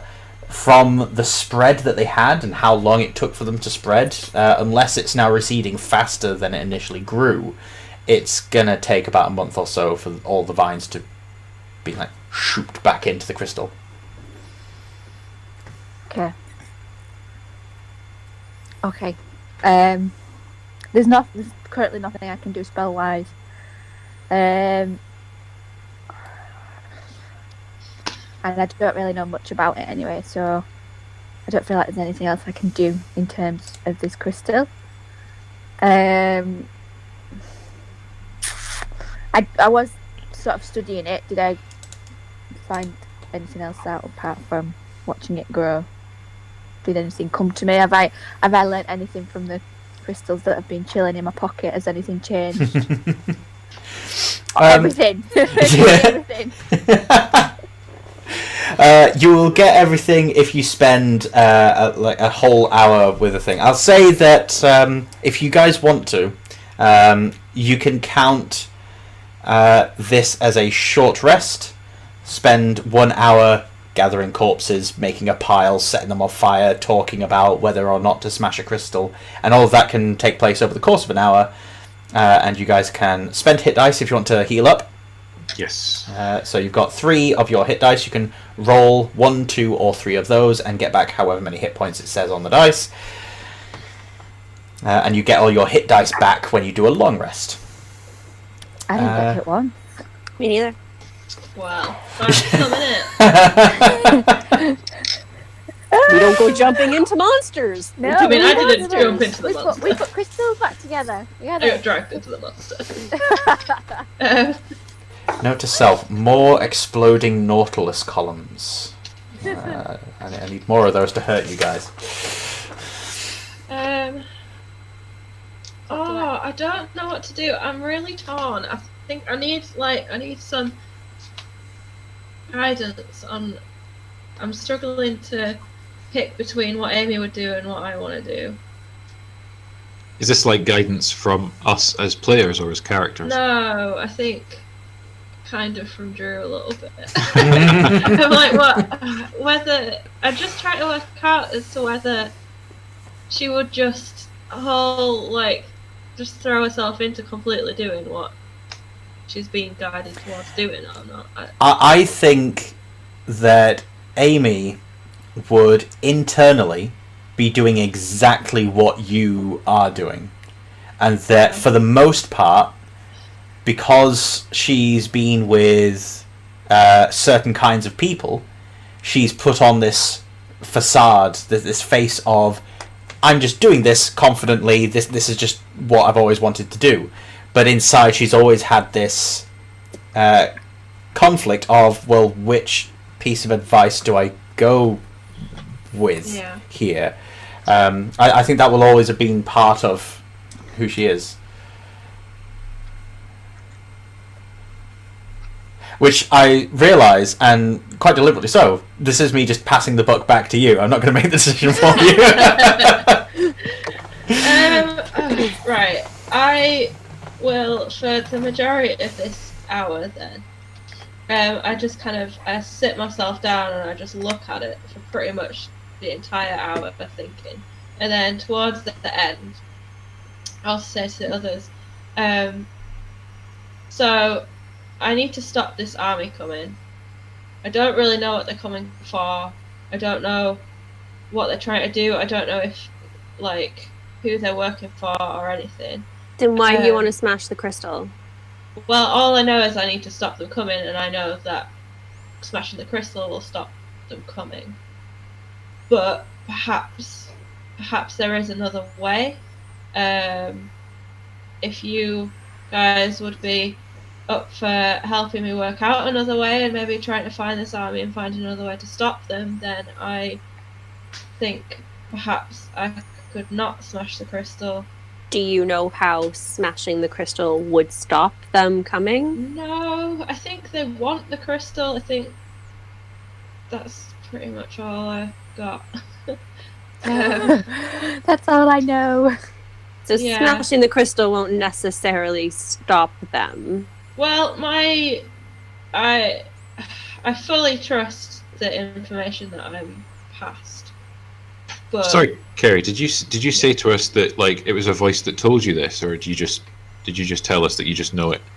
I didn't really say it was a voice. I just said that I didn't say specifically as a voice, but I said that I sometimes get visions and I get like guidance, and it's usually from like my part of my faith or from my like deity that I don't really follow a deity, but I don't really know a better way to put it. That I just kind of get the impression of what I should be doing, and that's usually what I follow, and that's where I end up going. Would I have any idea, Drew? After this hour, you will have spent this, I assume, with the monolith to try and get as much as you can from that. Daniel, will you have been doing the same, like while watching skeletons burn, just sort of interacting with black stone? Yeah, I think I've just been trying to work out, just inspecting it and really kind of just trying to see if I can learn anything from it. Abigail, Anakis now knows that this monolith has within it a great many spells.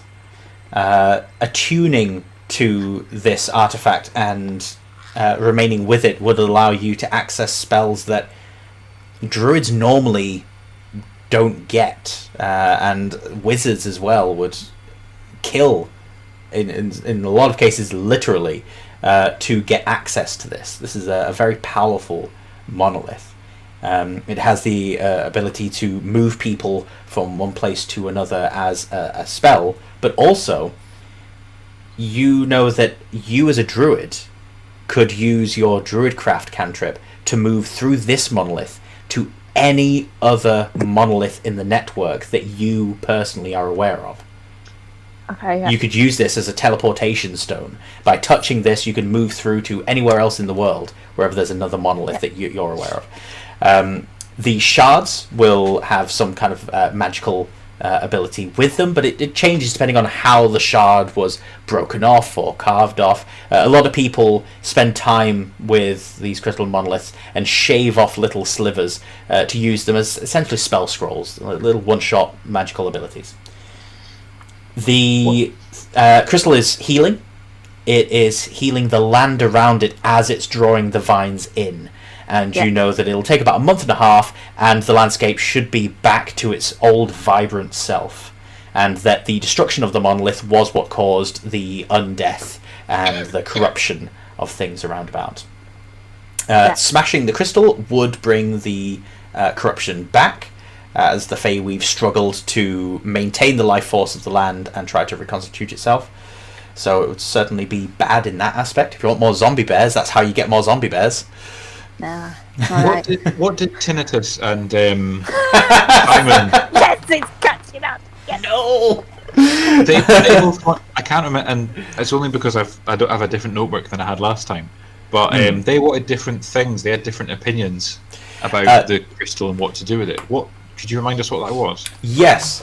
So Taneris, being of the Druid Order, he wants to protect this crystal and make sure that no one really gets access to it. He knows that it's a powerful thing and wants to safeguard it from people. Simon thinks that it would benefit the region and the local kingdoms if they had access to it. He wants to essentially control who accesses it to make sure that no one evil gets it, but he still wants it to be accessed, whereas Daenerys wants no one to get it. See, I think the only way to make sure that no one gets it is to destroy it. No. And make sure that all the bits are split. Like, and But except for the plague that's taking over the land. but you know, that's only this area. It's spreading. It was spreading. Exactly. It will spread further and wider, and it will take. Would it take over the further? Am I right in thinking the further it spreads through, then other crystals will be affected? Yes. Yeah. So we don't want that, because then it will take over the entire plane eventually if it's not controlled.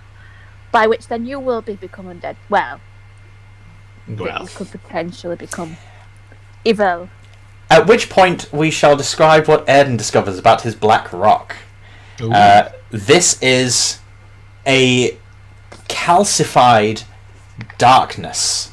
This is evil turned into a solid form. This is all the unrest and evil thoughts and deeds of the elves that constituted this skeleton army coagulated into one solid form. By having this on you and wielding it, you are undetectable by undead. You will not be targeted by them. You will appear as friendly to them. But you will also appear as undead. You will have the typing of undead. You will show up on other people's radar as undead. Do I? And I know this, like as Airden.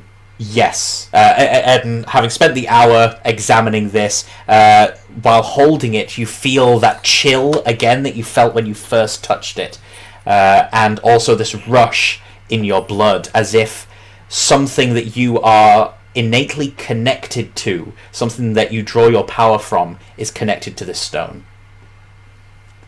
Oh man, because the whole Blood Hunter thing is like, you know, like dabbling in kind of evil to defeat evil, but like, you know, not losing yourself to it. I think I'll hold on to it just now. Can I just ask if my druid craft is a cantrip? Is that correct? Yes, it is.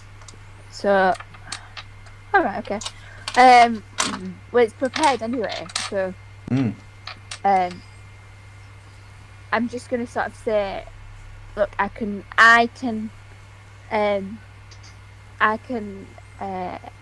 manipulate this crystal and change.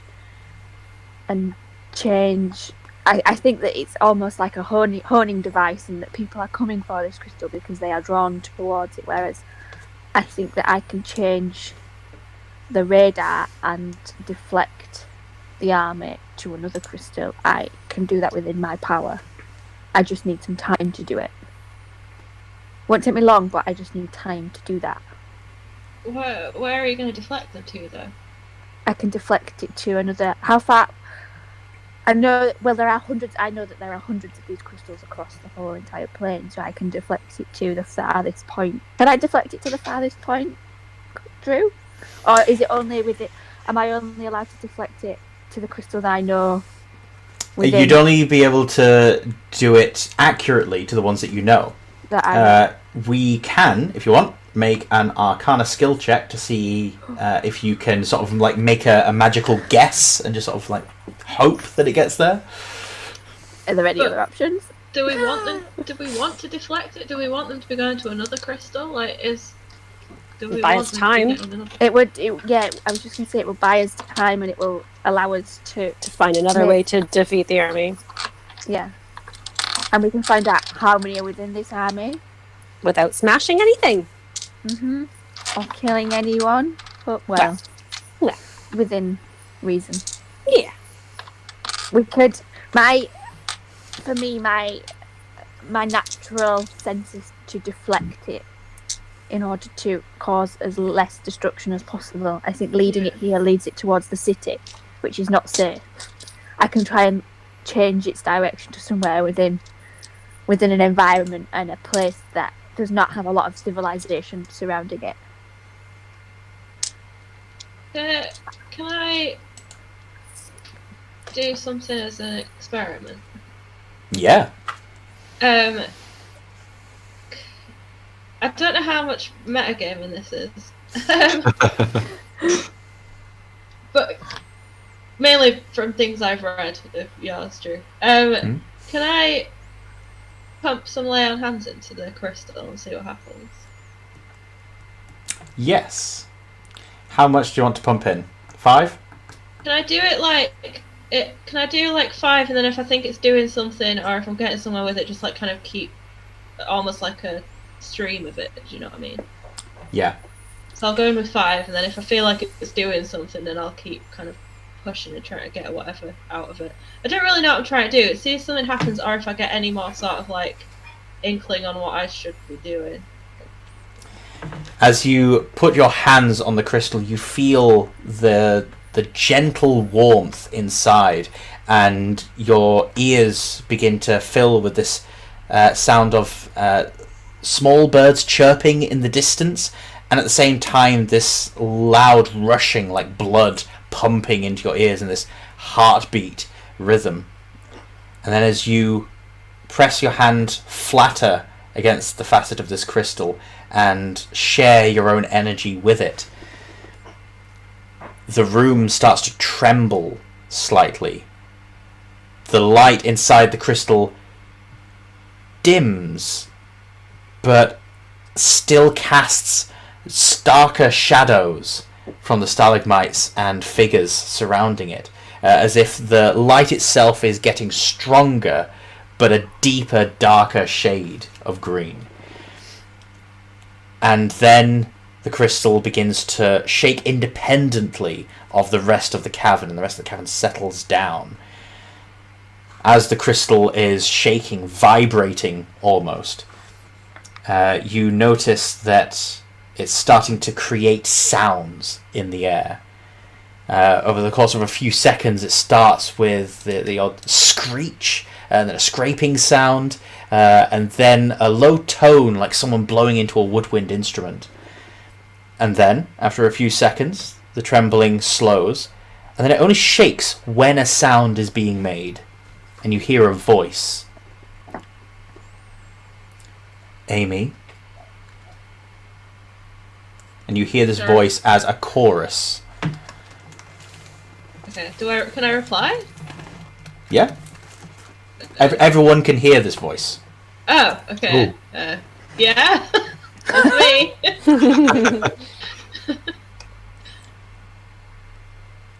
I am not, but you are. Okay. What? Being is the essence.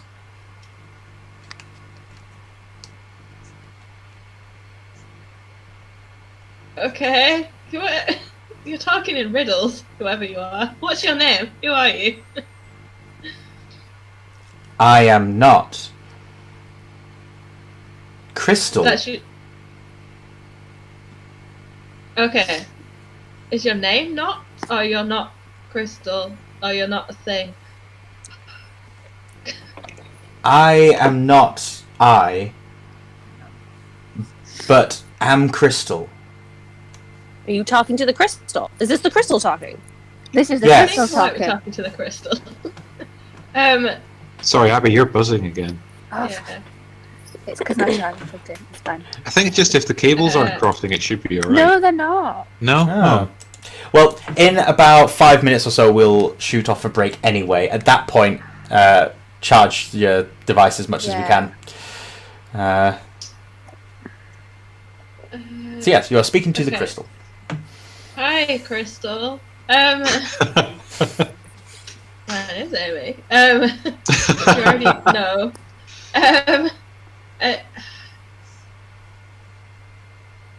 Okay, wasn't expecting this. How's it going? Are you getting better now? Have we fixed you? Form is stronger. Together. Yeah.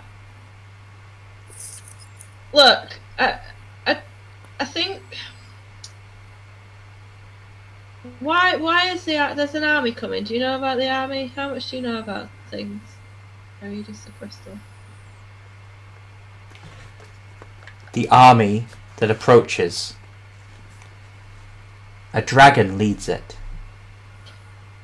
Fantastic. Okay.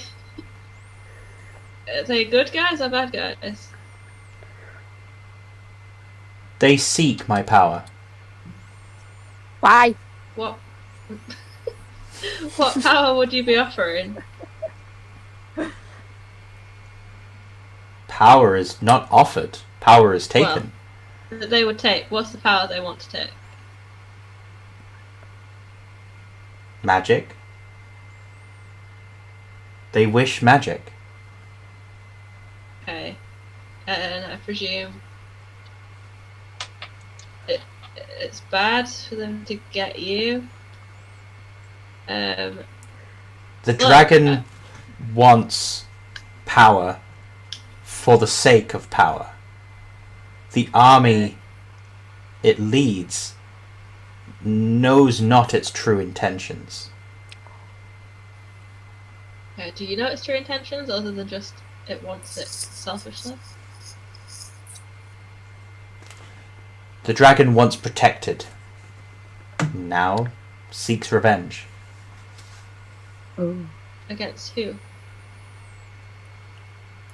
Those it feels has slighted it. Mortals. Oh, just mortals in general. Humans. Nearby. Does Amy ask him Yeah. how many are in the army? Ask him. Ask the crystal. how big is the army? I mean, I don't know if you can hear her, but how big is the army? Hi, I put you back together. With help. Well, with Eden, two of us. Group effort. Anakis. Oh, me? Yeah. Hi. The army numbers a great many. Over numbers hard. 5? You then hear this long screeching sound echoing throughout the chamber. And then the voice returns. 2,517. It's a good number. It's not that many. Yeah. How far away are they now? 3 weeks. How old is the dragon? The dragon measures beyond years. One of the first. Oh, great. Of What course. what What colour? yeah, what colour? What colour? Gold. Oh. God. Does it have a name?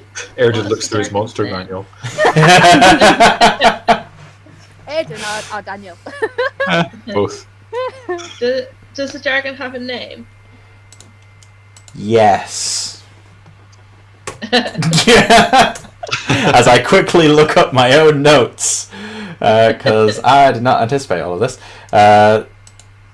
Yes, it has a name, and its name is the name I'm about to tell you, which is a wonderful name, and that name is...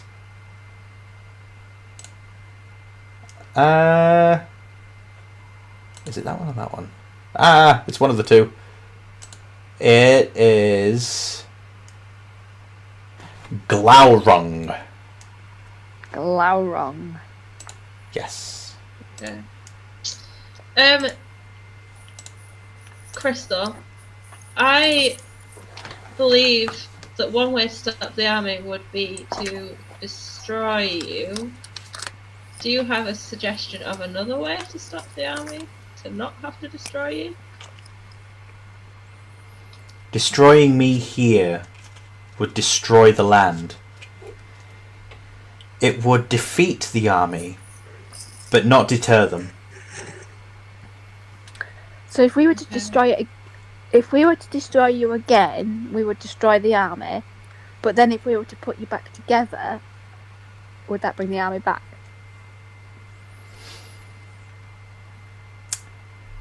I feel I'm perhaps being a little too cryptic. The the crystal, over the course of the next few minutes, back and forth, deciphering its rather riddle-tastic way of speaking, you work out that the crystal knows that if it is destroyed, the army won't know that it's destroyed, and even if pieces are taken away, the army won't know that until they get here. So the army is going to continue marching until they get here, regardless of what happens to the crystal. But if the crystal is destroyed and not able to be repaired, then the army has nothing to do. As far as the crystal is concerned, there is no furtherance to that end of the narrative, that the army just gets here and can't do anything. The crystal doesn't know what an army would do in that instance. Eden, however, might have a decent idea of how an army of Edhel elves might react, and she knows that they do not take kindly to wastes of time, that they don't really care about the outside world all that much. When they do care, they go with a purpose. If that purpose is then taken away from them, they seek payback from wherever they can. Elves. So they'll kill the dragon. Lot of angry elves. And Not I presume they'll come after us. Ev- will they? us, Crystal. everyone else, I take it this is anyone else. This is probably a stupid question, but we can't move the crystal, can we? No, We it's can rooted to the redirect ground. its magic. You can redirect its magic, but the physical crystal itself is was rooted still where it there. is. Yeah. Yeah. So if we I were like to this. redirect... Sorry. No, go on. Sorry.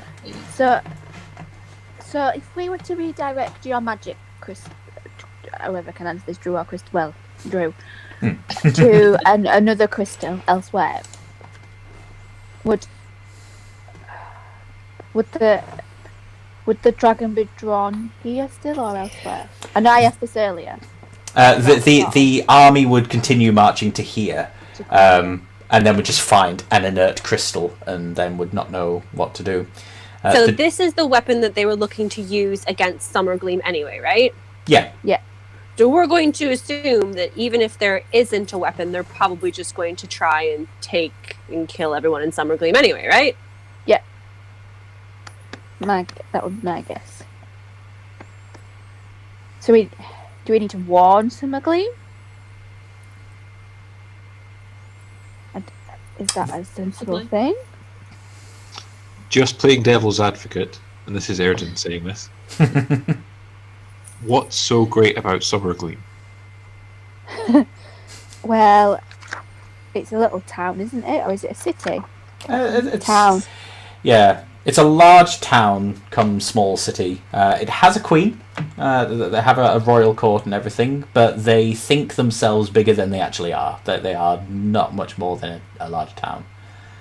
Can I ask the crystal why they're trying to attack Summergleam specifically? But no. The crystal has no idea about the motivations of other creatures. I mean, we have to protect these people. They're innocent people. Especially if this dragon is doing it just for the sake of killing people and being horrible on purpose. Yeah. Could we ride out and meet this army and speak with them? I'll They're Not elven. you. They'll You be can. reasonable. see you later. We'll see you later. No, I mean, no. there's nothing stopping us going and speaking to them, but it doesn't sound like this dragon, as soon as we oppose him, he's gonna be very happy to kind of let us leave, I guess.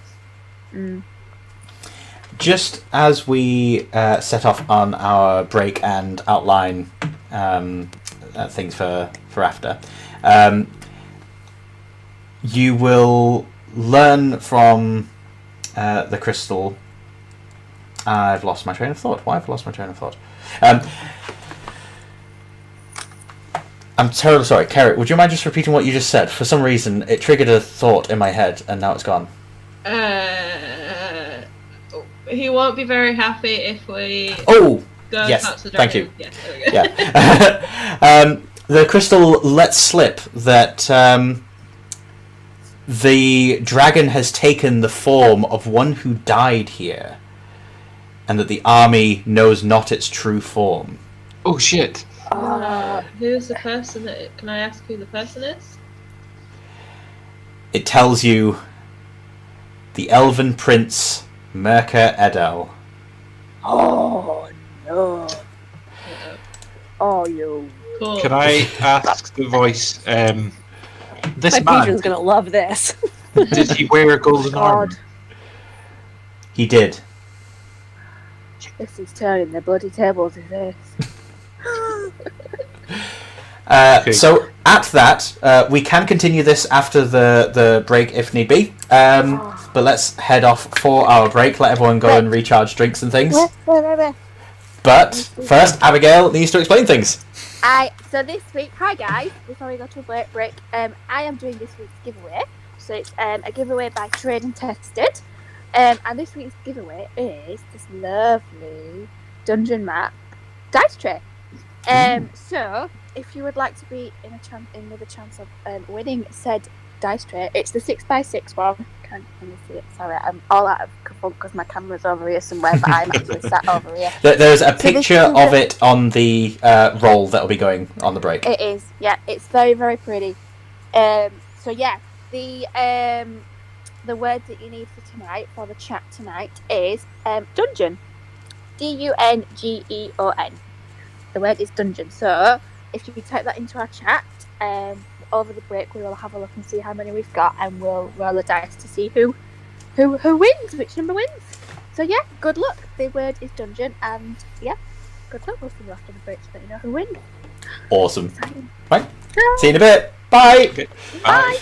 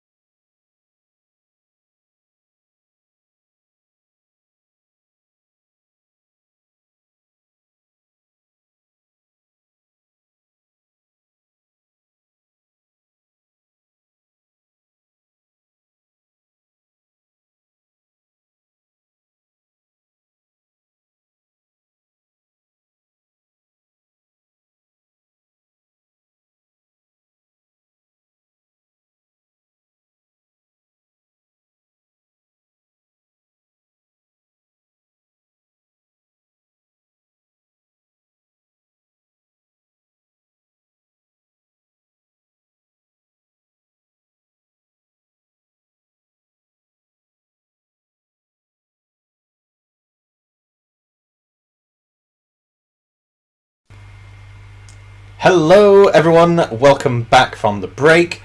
We are Crit It and Hit It, and we are also back from our break. We've got tea, got biscuits, we've got everything that's required, and so we are going to run through thank yous and the competition stuff. I think the competition is going to happen first, and then we'll get on with the game. Yeah. So, we have. Sorry, had you finished? Yeah. Yeah. Go for it.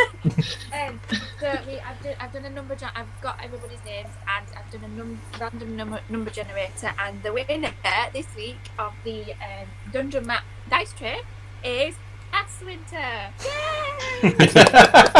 Aswinter. What a name to have to say it like. No. If you send me a message on Instagram, but I think I know who you are on Instagram anyway. I think I've got a rough idea. So yeah, or I will send you a message on Twitch. Actually, I will do that now. Okay. Thank you, madam. Yay! Yeah, well done. I must admit the whole dungeon dice tray thing looks really nice. Have you guys come across drop tables before? No. It's a thing that I've only recently become aware of, where you roll the dice and the result matters, but also where the dice lands matters. I've loved the idea of like a dungeon dice tray thing where you're like, oh, let's roll for a random encounter. You roll the dice to see what randomly encounters, but wherever the dice lands is also like where in the dungeon it is. I've wanted to do that with one of your dice trays ever since I saw one. Yeah. Anyway, sorry, that's just my thing. We've got to thank people for all that amazing art as well that we saw. Yeah. Oh, yeah. We've got some massive thank yous to do. Again, like we kind of touched on it last time. It's just insane that you guys want to draw stuff for us and like bring our characters to life. It's just absolutely blows us away. Shinobi MC, we mentioned you last time. Our party is now complete from your, I won't say renditions, I don't know if that's the right word. So they're really they're the black and white ones. They're really awesome. Then we also had on Instagram username Bugman's Beer, who did the sort of more hand drawn ones. Super cool. Like I just blows me away if people want to do this. Figmenta, I'm so sorry if I butcher names. On Instagram again, has drawn the coloured ones on the ad. The break screen was like flashing up across the screen, and then we had come in today. Neve Wait Art, is that right? Neve is how you pronounce her first name. Yeah. Yeah. I'm sorry if I butchered it. I think when a lot of stuff is usernames and Instagram handles and stuff, you're gonna, slightly wrong. But Neve is from my local area as well. She frequents Geek Retreat in Leeds. Yeah, and she's one of the GMs that's taken over the free D&D night that I used to do on Fridays. Oh, awesome! Yeah, well. Geek Retreat, Neve, if you're listening. She actually drew. I believe it's the scene from the bar at the very beginning of our first episode with apples on the bar top. Oh yeah. Eden about to rough some guys up. Oh, of course, yeah. No, I saw that, but I didn't put it together that that's where it was. Seriously awesome, and like thank you so much to everyone who has wanted to draw something for us. As always, we'll post them all over social media. We'll put them on here, so they'll be up. I mean, you don't really see them on the live ones, do you? Not on the YouTube ones. That's a good point. But perhaps at the end of it, we could start putting in like yes. slides or something. Yeah, I'm up for that. Or it's just like an intermission like this, but I don't know. Anyway, we'll try and get them onto the YouTube ones. What I'm trying to say, and then all over social media, and like we're just massively grateful. It's insane. And then I also want to again say thank you to Bard and Luke. Go and check him out. He did our main logo image. If you haven't seen him on Instagram yet, go and check him out. And then I know less about this, but Colin Lack. Yes. Right, yeah. Has done some articles that we are kind of affiliated with a little bit. Yeah, so he runs colinlacksworld.wordpress.com. It's his website where he writes articles about general geek culture, like film reviews or things about new card games, computer games, things of that nature. And we're sponsoring a couple of his posts, a couple of his articles. So it might be worth going and checking him out if you're into like reading short articles about stuff that's happening in the world of nerddom. Yeah, awesome. I think that's everyone. If I've forgotten anyone, I'm really sorry. Come and tell me off somewhere, and then next time I'll do like a super special, and I'll I don't know, I'll do something extra special if I forgot you this time. I'm sorry. Awesome. While we're on this, like quick announcements and stuff, I want to remind everyone that weekend coming. So yeah, like a week today, it's Aircon in Harrogate, where I will be there, trading on Saturday and Sunday. I will have some of Abby's trays with me, so you can get some trading and tested stuff there too. And yeah, like if you're there, come down and say hello. Catch us and play a game with us. We're there on Friday, just playing games and stuff. Yeah, should be fun. Sweet. Can I just say now as well, just so we don't have to add all this stuff on at the end? The podcast gets edited of each of these and is out every couple of weeks. No, it takes about a couple of weeks to edit. But what would be really helpful is wherever people listen to it, if I put this in the edited podcast, or if people watching this now also listen to it, leaving reviews is really, really helpful. Whether that's on iTunes, which I think is Apple Music now, or Google Podcasts, or Spotify, or anything. If you leave a review, hopefully a good one, but anything just helps it kind of get more visible, and more people will see it and give it a listen. But not only that, it lets us know what we're doing right. Is there something that you particularly like? We've heard feedback from people about things like the Bard's Tales. People like the Bard's Tales, but no one's said anything like, "Oh, that GM, like how nasally is his voice? God, get him changed." So any feedback is useful to us. We might not necessarily make the changes that you want, but if you especially want to put down that you want all of us with like green screens or something, with like fireballs exploding in the background and heavy metal going on, we'll entertain the idea, certainly. Yeah. And again, like with the whole podcast thing, the same with YouTube. Like any sort of subscribes, likes, comments on there, just it's an easy way to support us and kind of help us get out to more people and get more people involved. Because we did this to kind of put a bit of a community together as well, and part of that is getting more people involved. And we do giveaways and stuff, and we kind of want to just want to get more people over here. So anything you can do like that is awesome. So these guys have altruistic intentions. Me, I'm just an attention whore and a vampire for this kind of attention. So just give me more of that essence, man. Speaking of, spotlight on me. Shall we carry on? Yeah. Yes, sure. Awesome. Thanks for indulging me. You guys managed to defeat a giant sludge undead monster thing, burn a pile of corpses, and speak to a crystal. It's a nice afternoon, isn't it? And I got a special rock. You did get a special rock. In fact, special rocks all around, I'd say. Oh, I love it. Yeah, I have, the piece of crystal I put in my pocket ages, like, back when we first got in here, is that now I don't want to take it out, but is that now magic as well? It has its magic restored, yes. Right, okay. Cool. I'm not saying anything about having it, though. I just wanted to know if it makes sense. Anyway. Well, fine, I won't smash the crystal. Let's see if we can deal with the army another way. I think I'm going to use my druid craft, if that's okay, and try and send it to another crystal of in a different location. As you touch the crystal, you dim the light of it to a single point.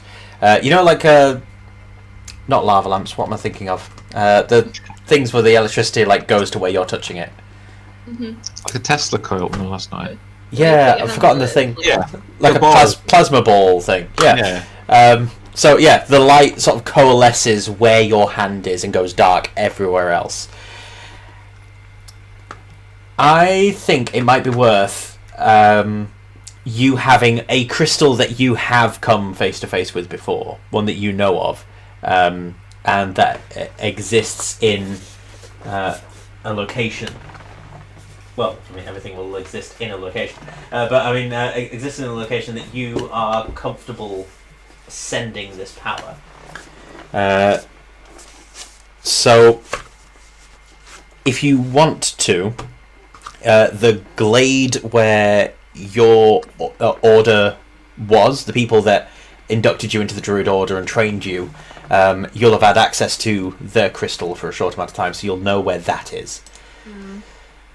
And that's something that, as far as you're aware, you've got very powerful druids guarding it. They're able to shift where the glade is magically in the forest as well to evade detection. They will have more knowledge of other crystals located elsewhere, so I think it's probably wise for me to send it there, but then also send a message amongst the trees. Can I do that? Can I send a whispers amongst the trees as part of my druid? You can, if you want to, using the druidcraft, teleport yourself and anyone else through the crystal to the glade and have a word with them directly if you want. Yes, can I do that? I will Yes. do that. Are you taking anyone else with you, or is it just going to be you disappearing into the rock for 5 minutes? Just me really quickly. Alright. Oh, okay. Anakis disappears into the crystal. Bye guys. BRB, guys. We'll truncate this on this occasion, but Abby, if that's right, in a future episode, I'd like to expand on this meeting that happens. That's fine. But for now, we'll truncate it to you've told them and come back. Yeah. Cool. I will deal with it and they will send it on. So yeah, you come back again. Put your hand to the crystal, and the light disappears, fades from where your hand is entirely, and the chamber goes silent and dark. Is the piece of crystal still magic now that it's gone, though? The pieces of crystal that you guys have are still magic, and the crystal itself is still doing its job. Like the vines are still slowly receding, but now the crystal can't be used as like a magic hub. Okay, cool. So guys, what now? We go back out and find Simon? Hope he's okay. So I maybe should have mentioned this to you, but it didn't seem pertinent at the time. So one of the bodies on my funeral pyre here may be the body of the man we were looking for. No Right. big deal. What? And you've burnt him? On fire? Well, it was a dead body. There was nothing on him. I thought it best. It was my decision. I'll stand by it. But just some interesting news that might, Do you not think that Do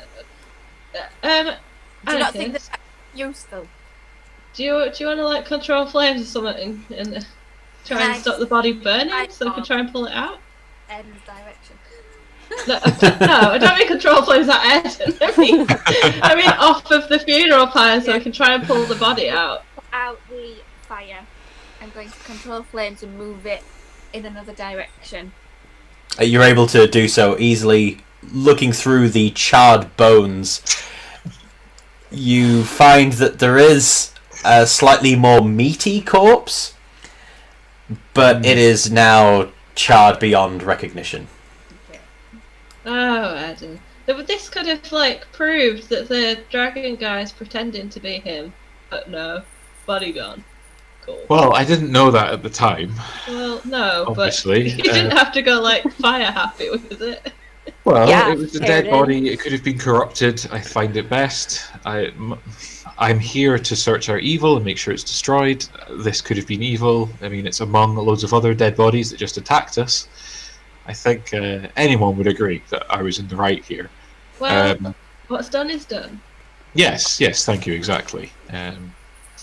But just maybe something interesting for us to all, just be aware of, I think, for our future Well, we need to go and dealings. tell Simon then.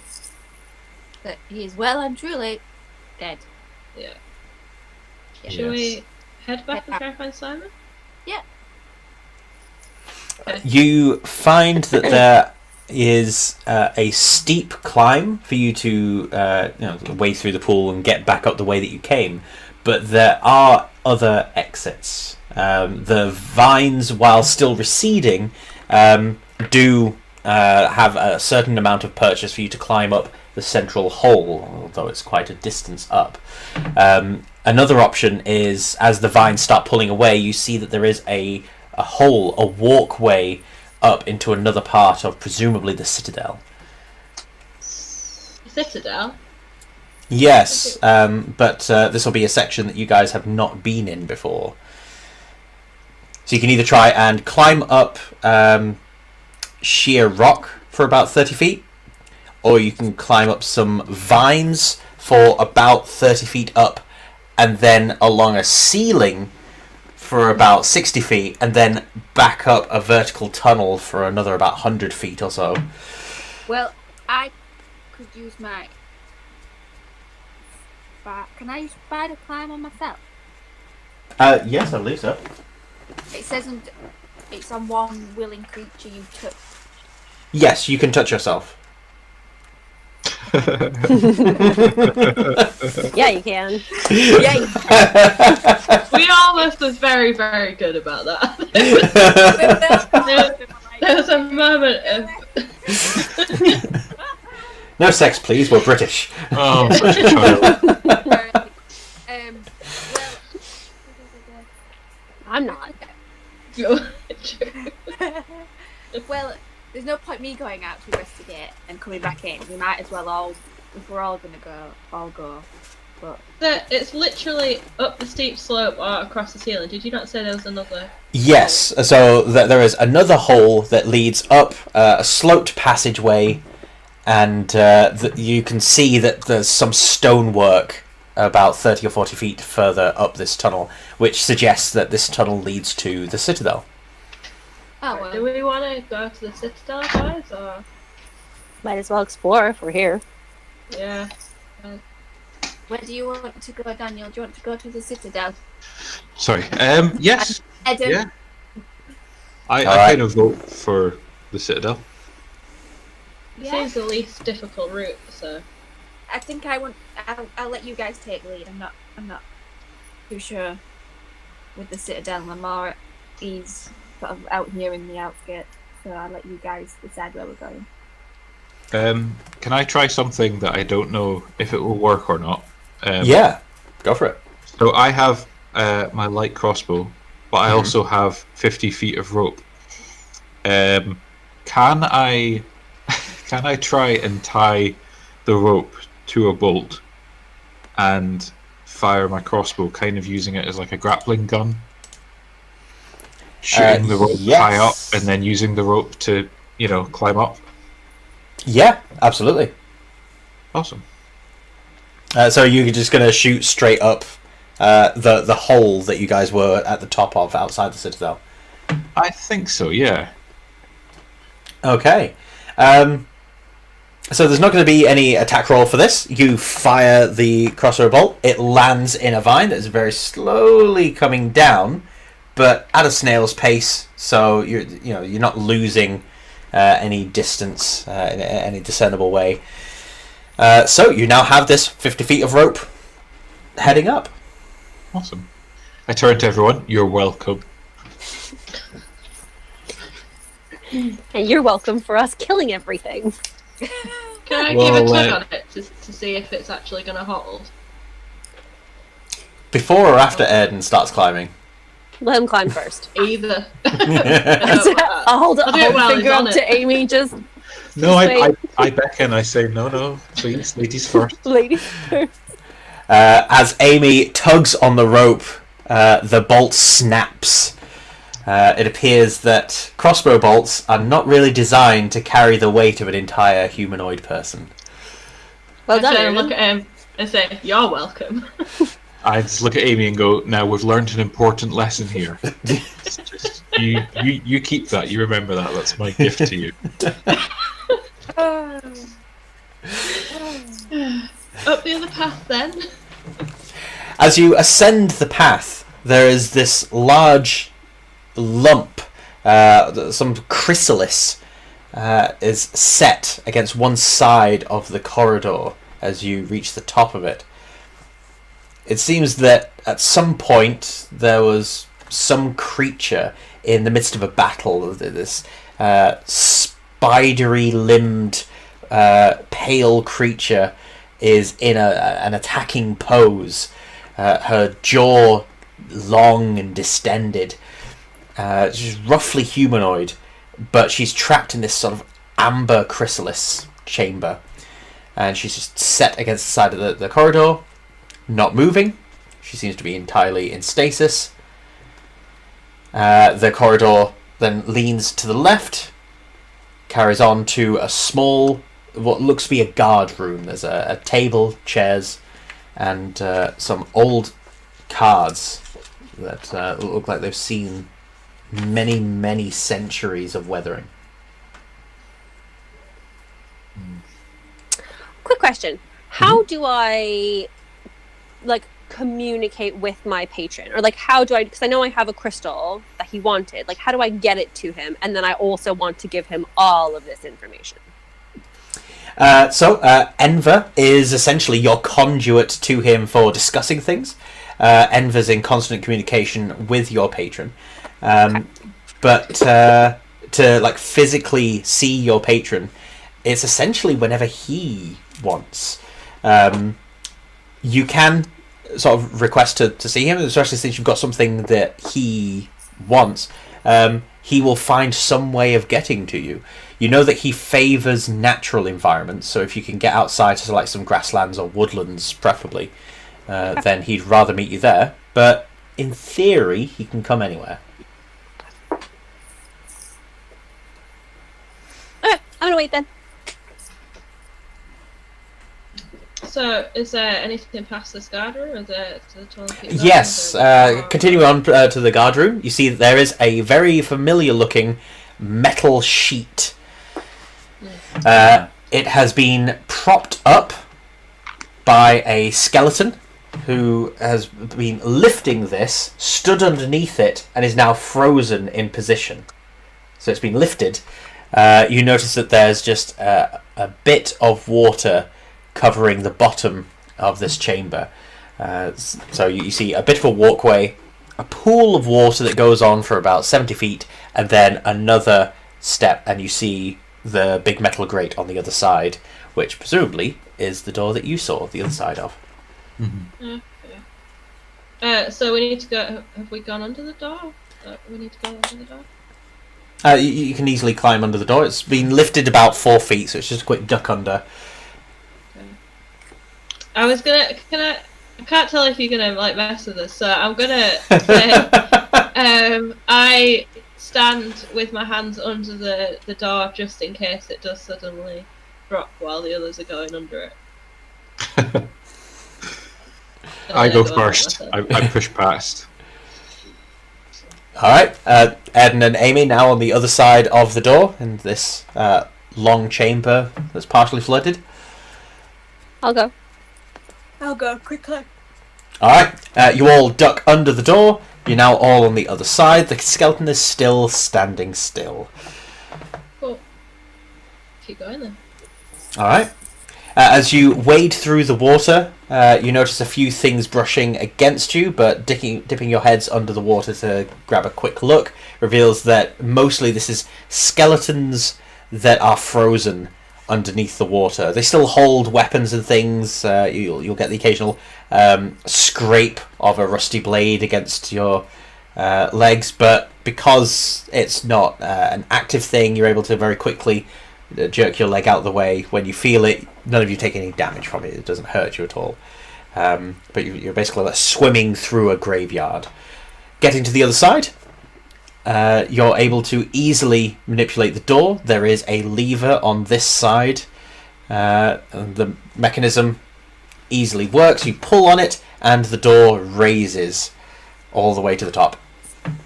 And now you're back in familiar territory. You can see that to the right is this collapsed bit of wall that leads to the tunnel that you will wash down into the chamber below. Ahead of you is the corridor that leads to the library, and furthermore leads out.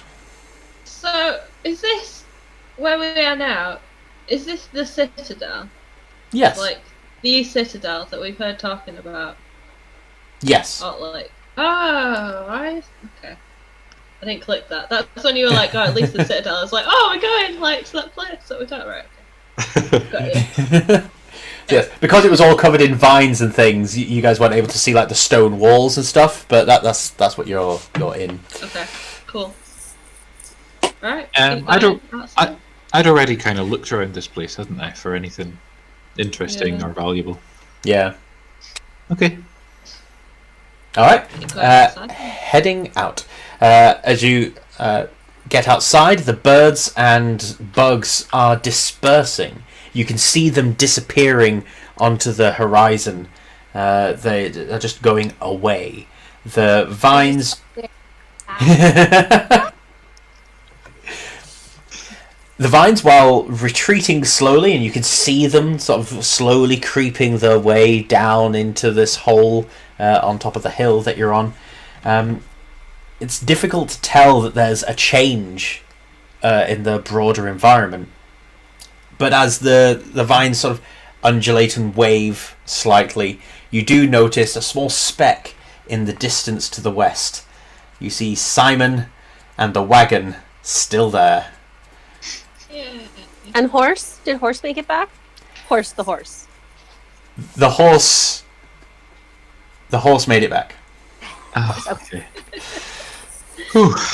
Thank God. I heard that. I said that, not Aaron. I heard that. I was trying to decide if from this distance you could see and maybe like stretch this out a bit, but no. You can tell that the horse is there and is fine. The return journey will still be dangerous in terms of navigating moving vines and things. But since you're a bit more savvy on all of this, I will ask for the entire 3-mile journey.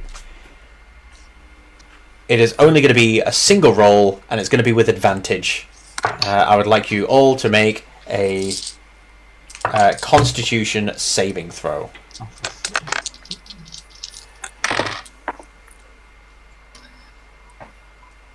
$18. 18. 15. 6. You're losing to another boot. You're losing another boot. I replaced those boots already. You're losing them again. As you're finally seeing the end of these vines, you see Simon on his wagon, standing up, staring at you guys, waving frantically. A massive thorny vine whips its way across the path, and then as it moves out of the way, catches on to Amy's armour. She very quickly flicks it off, and as she does so, the thorn dislodges from the vine, flies through the air, and sticks into Daniel's trousers, ripping them and cutting his leg slightly. That makes it so my fault. I'm sorry, it wasn't me. You take just 2 hit points of damage, but I wouldn't say it's necessarily worth writing it down, since A restful journey is bound to happen. I would be waving to Simon with just I don't know, like an excited child, like 2 hands in the air, like basically jumping up and down. Almost the entire way. Stop every now and then because I get tired, but. Yeah.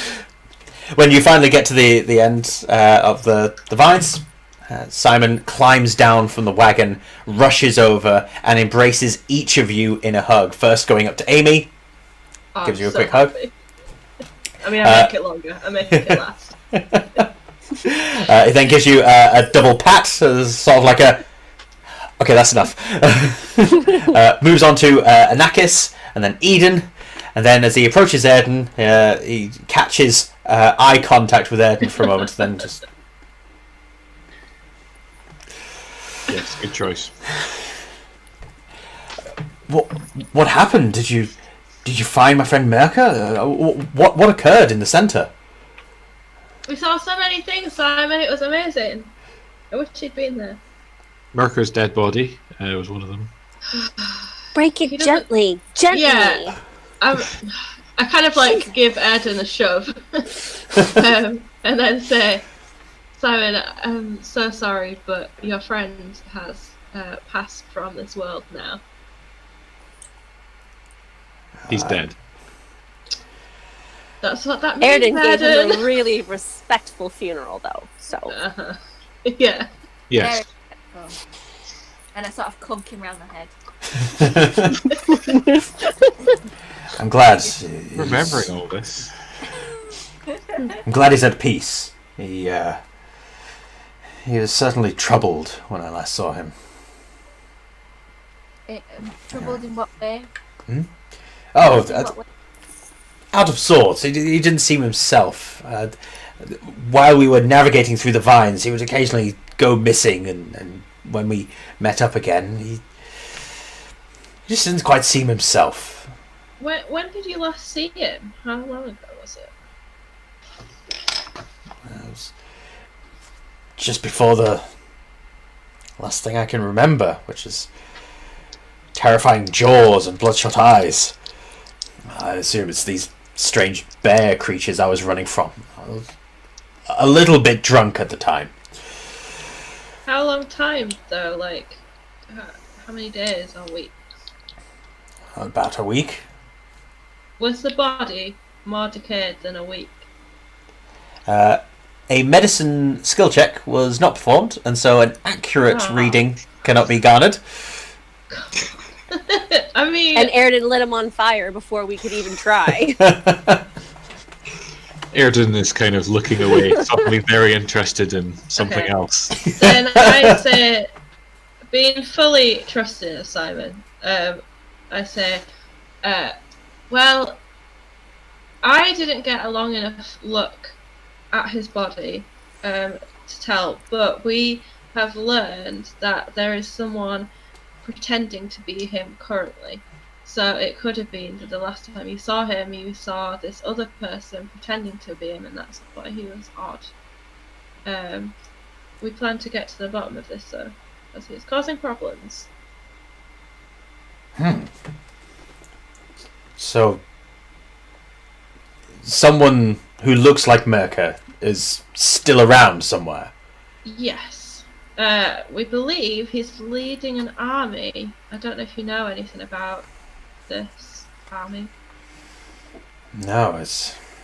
I don't pay much attention to local politics. Well, we believe they're coming for some of the Gleam. Oh. And this crystal here. But then to attack something. In that case, we should do something. I'm not quite sure what. And the vines, they're moving inwards. Is everything... Is there anything corrupting at the centre? No, we've fixed everything. We fixed the corruption. Anakis cured the crystal. We all, as a team, managed to find a solution, Simon. Some helped more than others. You were wandering inside some sort of monster, entertaining yourself. You were doing that. Yes, well, I was distracting it while you killed all my enemies for me. Yeah. And sold the crystal Kill puzzle. all your enemies. At this, I look to Simon with, in animes where their eyes get like stars and they're really excited. She basically looks at him like this, and she's like, and I say, I did so much radiant damage, Simon. I wish you'd seen it. It was so beautiful. He claps a hand on your shoulder, and says, "Well done. I'm glad you were able to hurt things. I am assuming it was evil." Yes, I only hurt what needs to be hurt. Well done, Amy. At this, a shout rings out. It is a very happy shout. You hear the call of a "Hola!" And in the distance, you see Xander? rolling up in another wagon. Sounds too happy to be Xander. Rolling up in another wagon, a pair of gnomes, carrying on the back of the wagon a familiar-looking elven druid. So, no, it is Taneris. Tinnitus. I sort of wave and say, "Hi, Tinnitus!" Me and Eden look slightly deflated. doesn't it? Yeah. Oh. Yes, as the wagon pulls ever closer, Simon squints for a moment, and his eyes widen, and he runs up towards this wagon. The small man riding this wagon then leaps off, and Simon catches him in a hug, and the two of them do a little pirouette, and then he sets the man down. "Oh, you are a sight for sore eyes." The two of them exchange further pleasantries while the woman that has been left driving the wagon pulls up next to you guys, sets the reins down, and pulls herself over to the side of the bench. "Would anyone like some tea?" Oh, yes, please. Very good. How do you take it?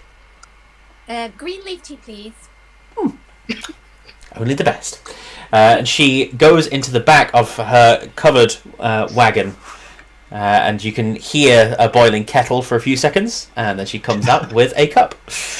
She offers beverages to everyone, and also brings out a small plate of sandwiches.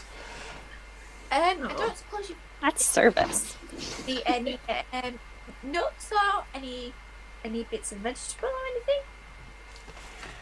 She thinks for a moment, rummages into the back, and pulls out a small sack, which she sort of shakes a little bit. "It's mostly dried fruit pieces. Is that all right?" I'll just take a few. It's just for this little guy, and I sort of open my napkin is just sort of sat in there quite happily, and he comes out and sits on top of my shoulder. Oh, And he's like gorgeous!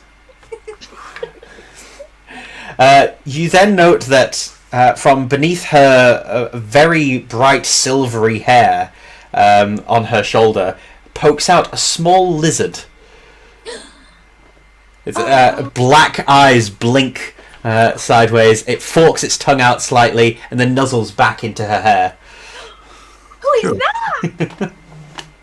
Oh, I've never seen anything like that before. What is it? Iresha, the woman that you are speaking to, introduces you to Norman. Norman the lizard. Oh, hello, Norman. He's probably in the way now. Never mind. Iresha lets you know that she and Tubanan, the gentleman, are travelling traders. That they'd heard that Simon had set a course for this area, and they knew how dangerous it was, and that they decided to follow and see if they could render any aid. Tubanan and Simon seem to have finished the catching up and wander back over to the group of you. And Taneris is also in tow. Is there anywhere nearby that looks like secluded? Or like anywhere I could go where people aren't watching? Well, you've got Mind your business, Arian. while people are like eating and drinking and catching up and stuff, if I could like, is there like trees, or can I? Is there like a corner of the citadel I can like?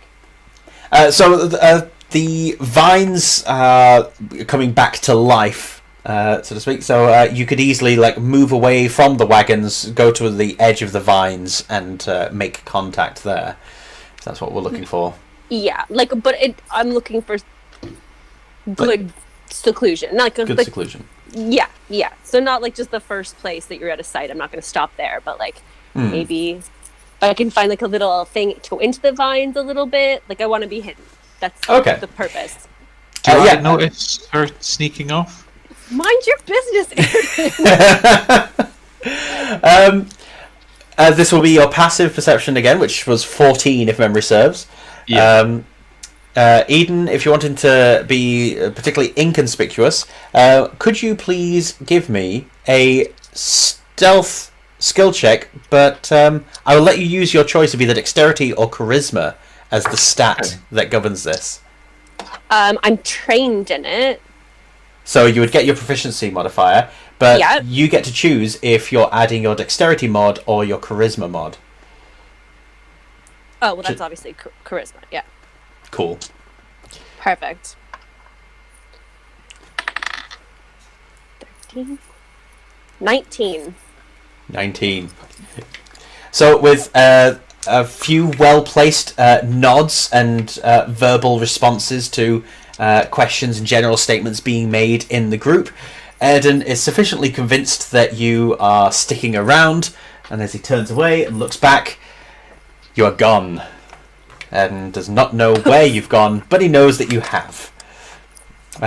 Travelling for about 10 minutes away from the group and sort of curving round to the north, there is a small ravine. Enver will sort of lead you to there. So that there's a ravine set in the grasslands where the vines are sort of spread out towards. And as they're starting to recede and pull back, you've got this sort of like gap between rocks that you can hide in. As you do, you get this warm breeze, pollen that's so thick that you can see it hanging in the air, along with a few small floating seeds just start dancing out of the vines, and pushing through them a gigantic green hand and the form of Selendar, your patron. He steps forward, he stands up straight, he has deer horns rising up from between dark green hair with flowers woven between different braids. He is bare-chested, wearing a very thick leather belt and fur trousers, which makes him look sort of satyr-like. But you note that his cloven hooves have a very thin fuzz of fur on the legs, rather than his fur trousers being a part of him.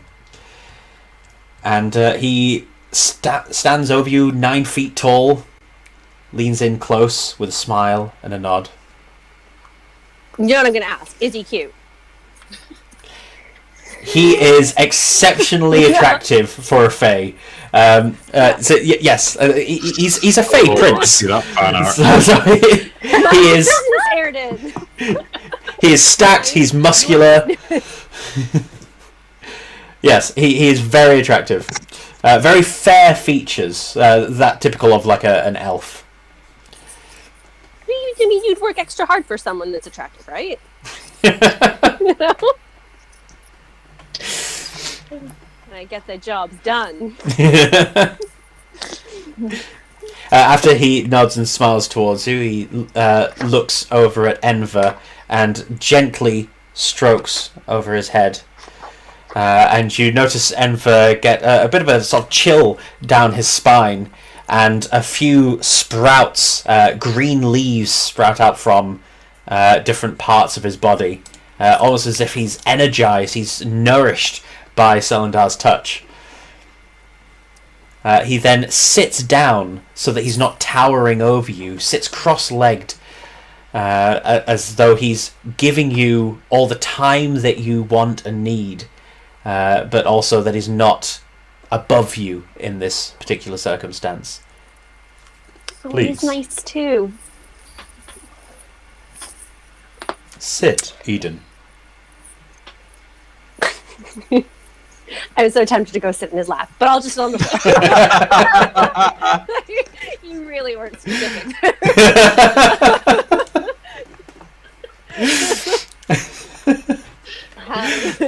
Yeah, I'll sit close though. How have you been? I've been very well. And I'll hold out the whatever green gem or whatever he wanted. I don't even care. Just take it. Here. He slowly picks it up, holds it between two fingers. It's tiny in his hands. He turns it over and then stuffs it under his belt. And then as he turns back towards you, he takes your hand in his. Thank you. That's not all. And I'm going to tell him everything. Maerka, the crystal, everything. Everything. Maerka being dead, the dragon, the talking, everything. Everything. As you're explaining to him, he listens attentively, occasionally nodding when you can tell that he's processing something. His eyes sort of dart away. He nods thoughtfully and then turns back to you. While you're explaining all of this to him, everyone else is starting to get to know Chubanan and Iresha. Iresha has brought out stools for everyone, sat you all down, got you all drinks and sandwiches. Chubanan, he's got a bit of a pot belly going on, some glasses that he's got on the end of his nose, and he's got a ponytail that he's got tied back. You note that he's very relaxed. Iresha is sort of running around doing lots of things.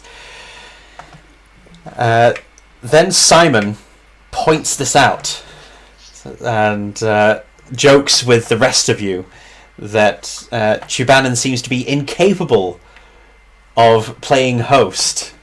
At which point Iresha gives a knowing look towards him, darts her eyes towards the wagon, and Chubanan immediately gets up, seemingly agitated, and rushes towards the wagon and pulls out a small satchel, sets it down on the ground. Not entirely useless. Russia gives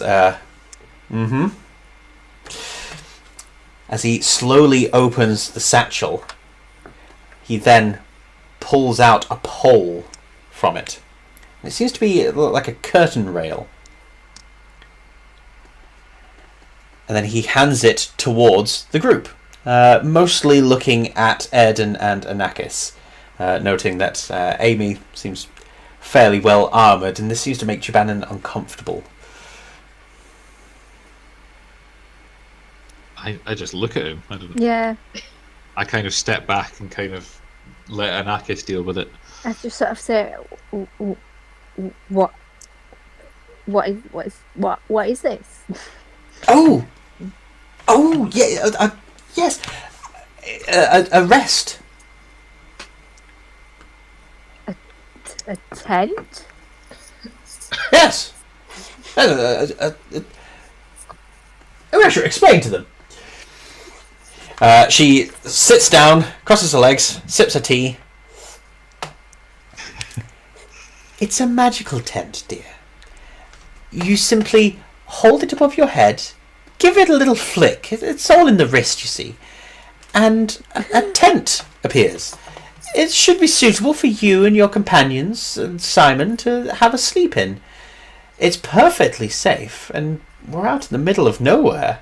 There isn't quite enough room in our wagon to sleep everyone, and I don't think you'd want to sleep under the stars, especially with everything that's happened recently. May I? And I step forward and take it. Excuse me? Erden now has it. No. He's talking to me. Not you. I think he was just talking to the group. I've taken the initiative here, and I just start walking away to find a place to try it out. I sort of run after him. What the will do it together. She's like your mom. Ready after 3. 1, 2. I'm not giving it to you. I've still got it.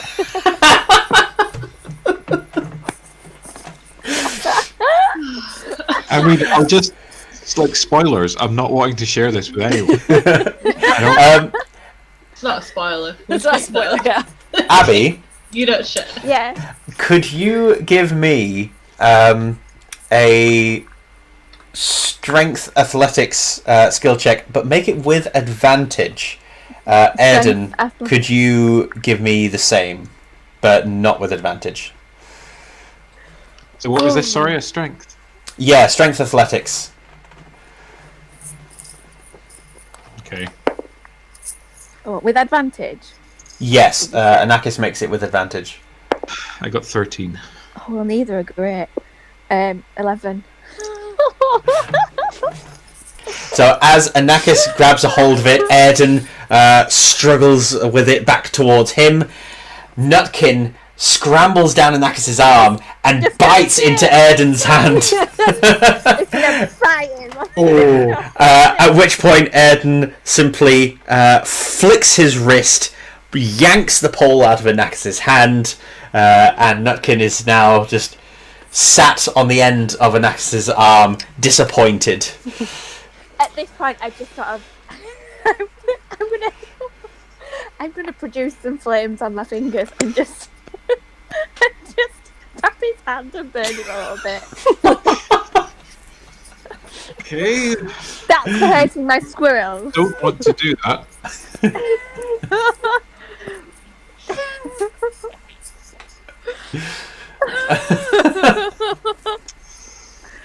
How far do I want to take this?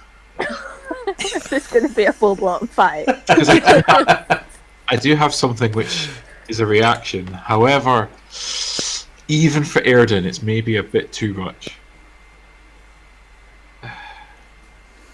So you just try and tap me to just like singe me a little bit. Yeah, as if to say, don't hurt Nutkin.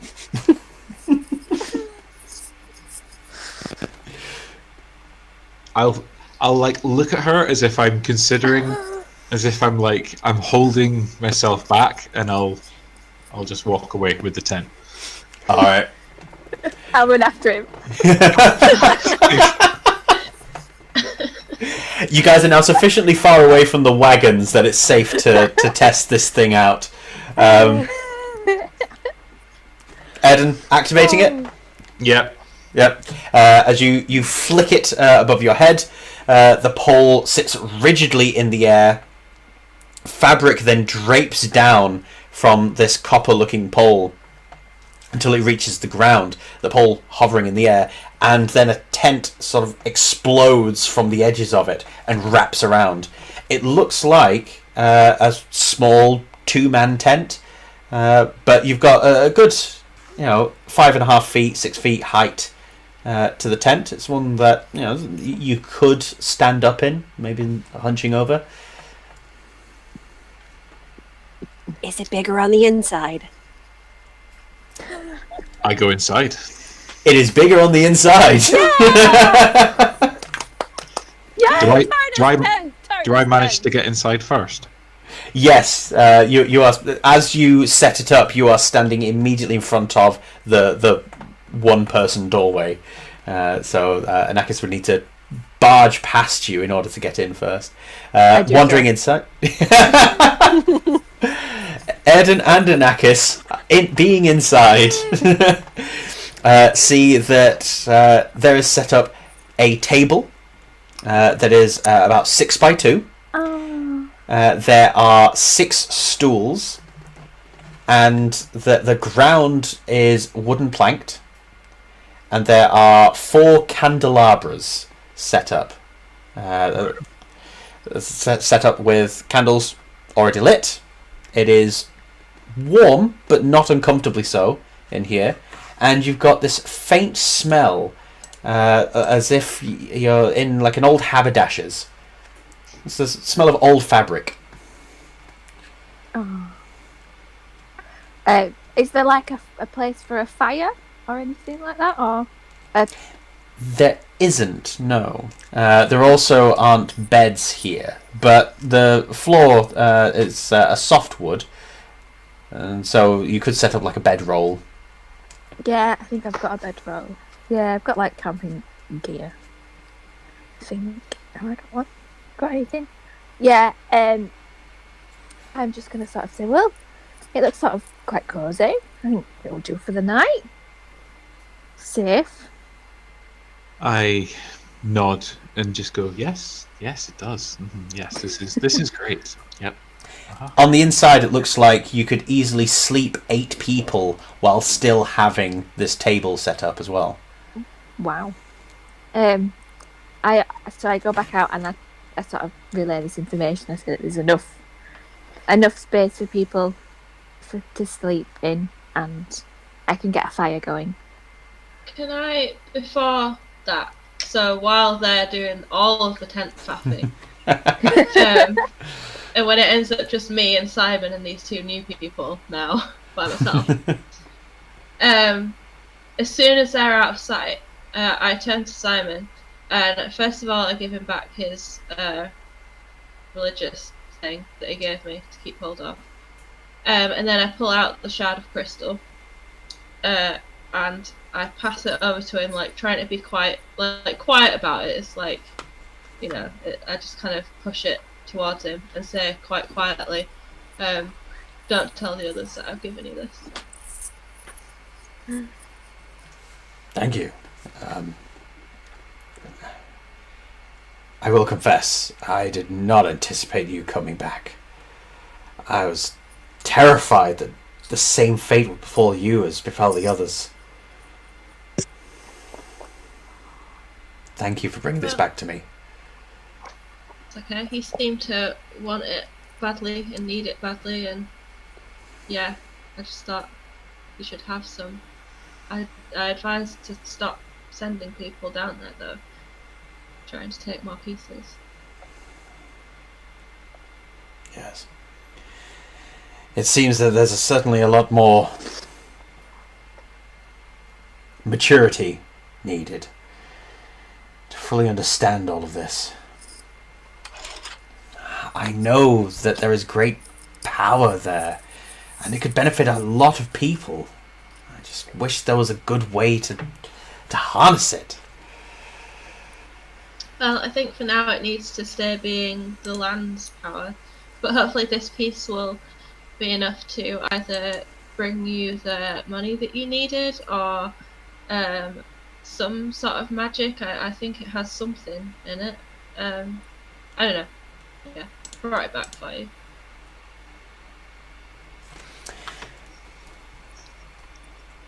There is an opportunity here for anyone with anything specific that they want to achieve to attempt it now. But if not, is everyone comfortable leading into a long rest at this point? I have stuff I want to achieve during the long rest, but I guess we'll leave that. I do as well, actually. Time. What we're going to do then is this is going to be a long rest leading into downtime.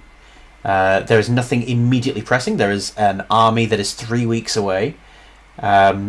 So what we will do is we will have a closing denouement. I will just write an extra little thing that happens as night falls, and that will be the end of this adventure. And we'll carry on in a fortnight, the characters having leveled up, rested. They've spent some time doing some things, and of course they'll be able to do any investigations and other little activities, whatever they want to do in their downtime, which we'll organise between now and then, and let you guys know what happened. I was going to say, maybe we shouldn't say a fortnight, because a fortnight, I don't know, in 2 weeks' time we might not. Depends. Ooh, yes, that's a very good point. In a fortnight and a day, my daughter will be being induced from my wife. Is that the right way of putting it? That's a weird way to put it. Very weird. So yeah, wife's pregnant, and she's being induced on the 16th. Now, in a fortnight is the 15th. If things are going according to plan, then we will be here in a fortnight. If they don't, then it won't. So we'll keep you guys posted. Definitely follow us on Instagram and Facebook to get updates on that. We'll keep you apprised of what's going on. But we will seek to have as little disruption as possible.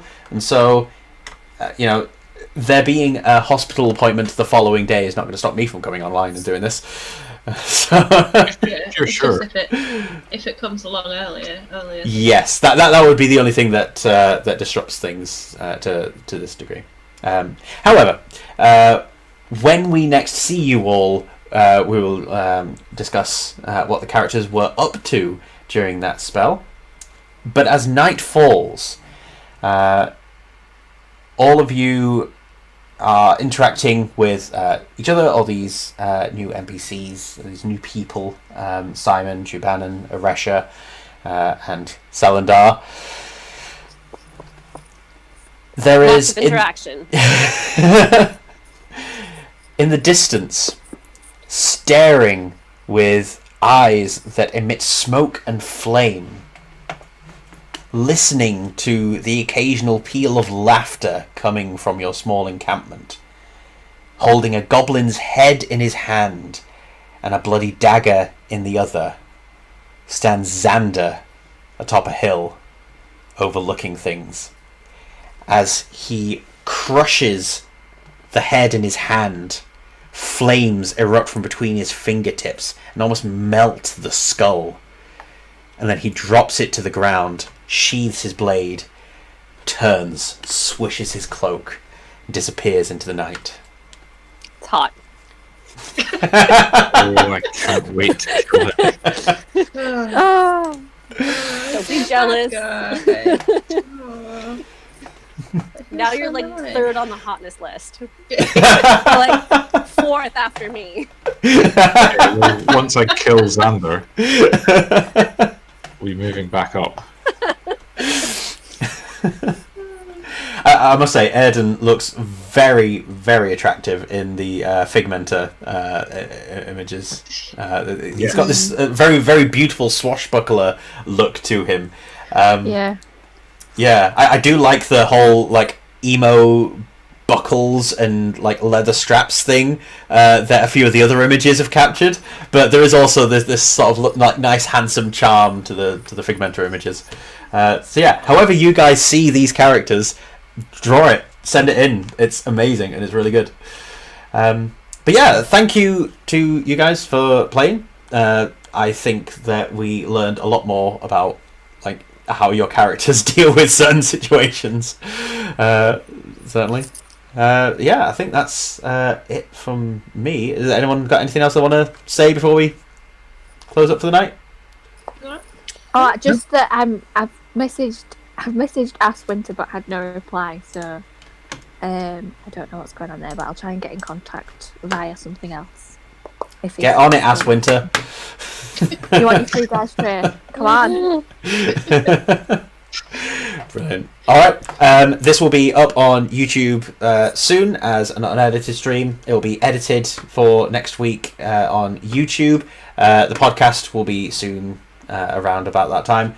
And yeah, join us on the next adventure whenever you can. Yes, thank you for watching. Thank you. Bye! Bye. No, that's the wrong one. I pressed the wrong button. Ah!